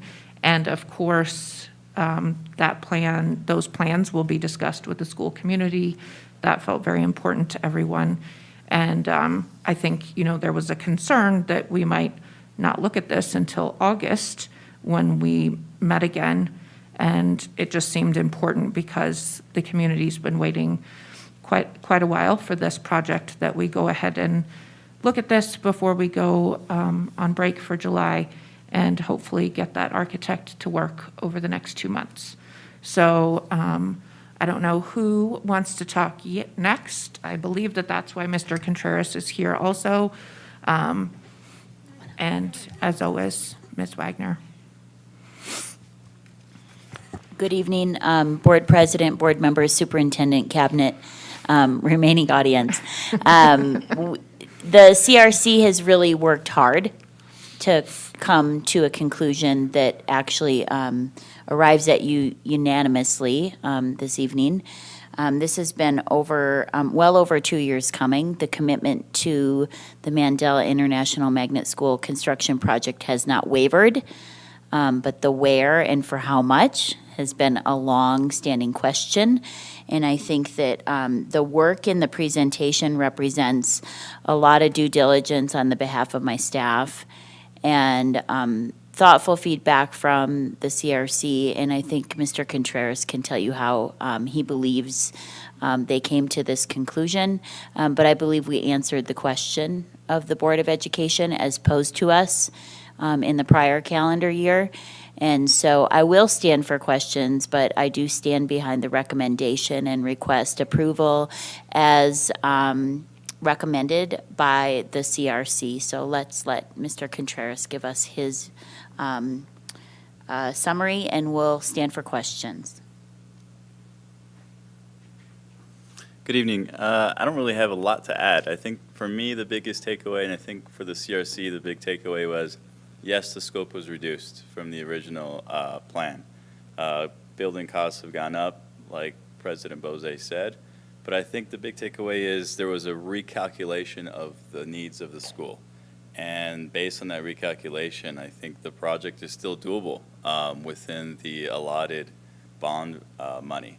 So it doesn't seem to me to be a issue of lack of funding to meet the needs of the school. It was a recalculation of what the school needs, and we still fall within the budgeted allotment. So I think that's part of the reason why the CRC didn't really have a lot of disagreement. I mean, it was a unanimous vote, and that's why is that there was a recalculation of the allotment of what the school needed, and that synced up with what within the bond allotment. So the decision was fairly straightforward, even though there was a reduction in scope. That's all I had. Thank you.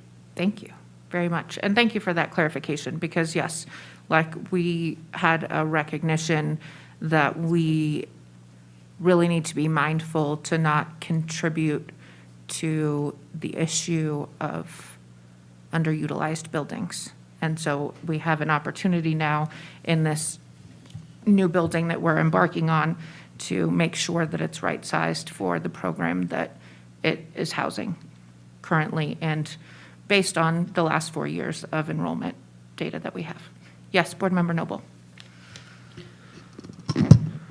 I want to thank you, Mr. Contreras, for being here tonight and sticking through the long haul, and thank all of the members of the CRC. I know this has been a lot of work and, you know, almost literally blood, sweat, and tears.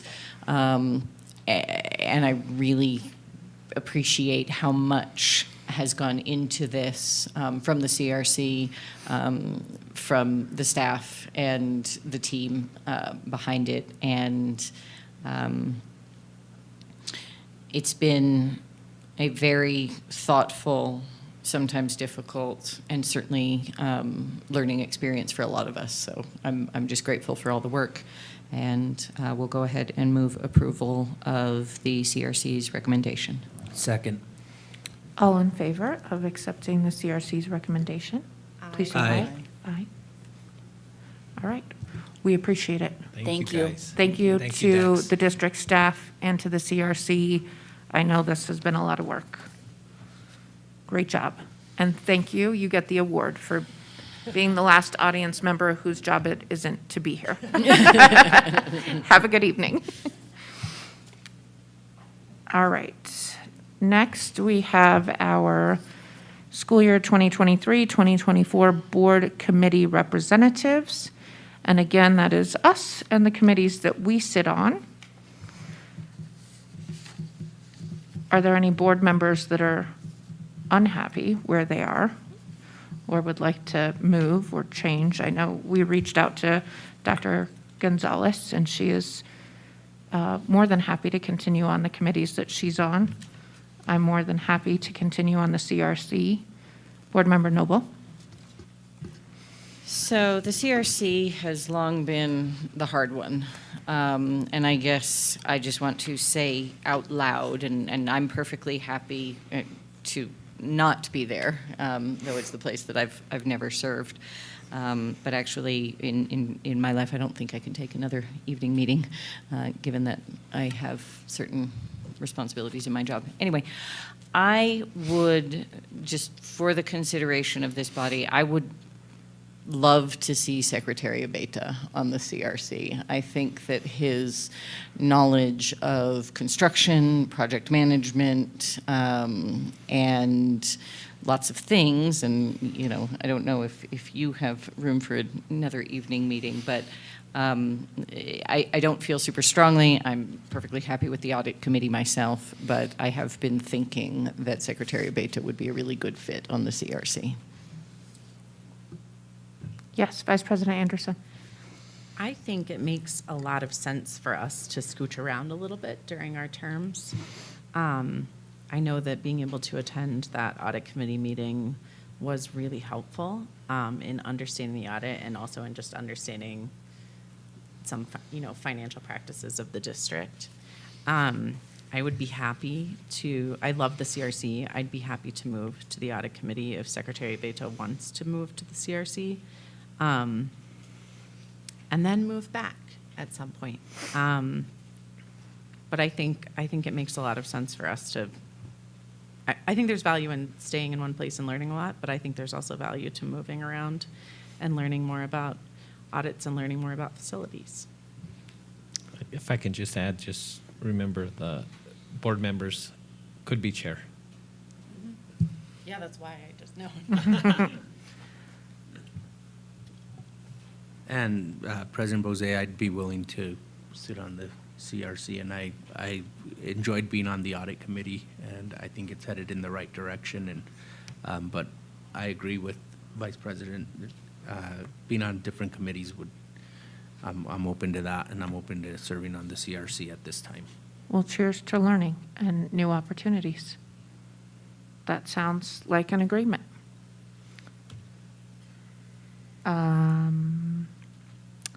Next, we have our I think we need to take action. Oh, yes. On that, if Sorry, we're going you're right. to. I mean, we Yes. could do it later. And what I am unclear on is if we want to, right now, designate a board member to chair audit, that would be the simplest thing. And I would nominate Vice President Anderson. Oh, would you? Because I would nominate you.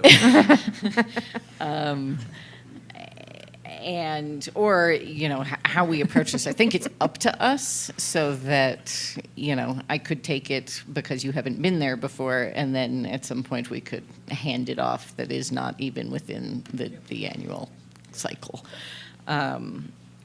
Because, I think you've been to one or two audit committee meetings, and I've been to dozens. Yes. And then the same thing with the CRC. Okay. So I shall make a motion then that Secretary Abeta sit on the CRC and myself, as I have been, that Dr. Gonzalez sit on the Partners in Education and the New Mexico School Boards Association Board, and that Board Member Noble and Vice President Anderson sit on the Audit Committee. Do I do the chairs in the same motion? All right. Board Member Noble to be the chair of the Audit Committee. And Secretary Abeta, would it be your preference that I be the co-chair to start, and at some point we can pass the baton? Yes. Okay. So there we have it. I will be the co-chair of the CRC when we return in August. That's perfect. I second. Thank you. All in favor of all of that stuff I just said? Please say aye. Aye. Aye. All right. Now we can move on to our board committee appointments. If we have anything to bring forward right now. President Bose? Yes.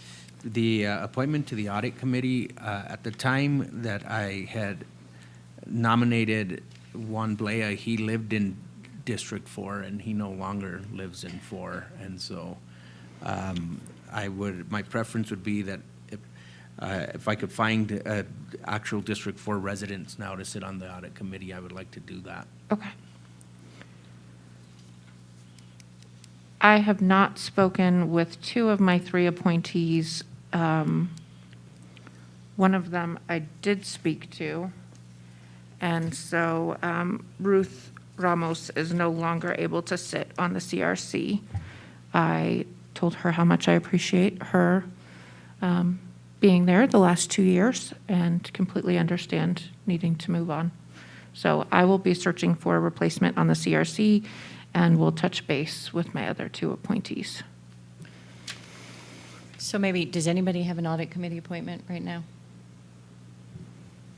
Okay. I want to say Dr. Gonzalez did. I know she said Jody and Dax.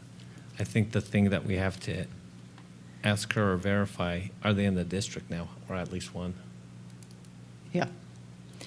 Yep. So do you think she had an audit committee appointment? Does anybody, okay, I mean, I'm uncomfortable, so I think we move on. Let's move on. I from think we that. move on. We'll And come back to then, this in August. From the CRC, I have one that I can do because I have had that conversation. So I would like to, if we're doing a motion, we can do it all at once, but April Gallegos, to renominate her. for Hannah this year. Patrick, I can also renominate. Okay. I don't have anything. So I'll go ahead and make a motion that we nominate April Gallegos and Hannah Patrick to the CRC for the 23-24 term. I will second. All in Second. favor, please say aye. Aye. Okay. So we should double check now that we've made those adjustments as far as making sure that one is in our district and one is at large for the CRC. Double check our, districts and check in with our appointees, and we can revisit at our next meeting, which, based on the approved calendar, will be August 10th. We have no CRC meeting next week. Moving on to advanced planning, clearly. It looks like there's an audit committee entrance meeting on 6/29, which is next Thursday at noon. And then more graduation on July 24th. And I just want to add, and I'll reach out to you guys, we may want to start thinking about a date, location, and time for our board retreat. Yes, and also the superintendent will be reaching out in the next few weeks for our meetings with our local delegation that we usually do in July, so that we can start talking about our legislative priorities and building those relationships. Anything else on advanced planning? All right. Let's go. We're adjourned.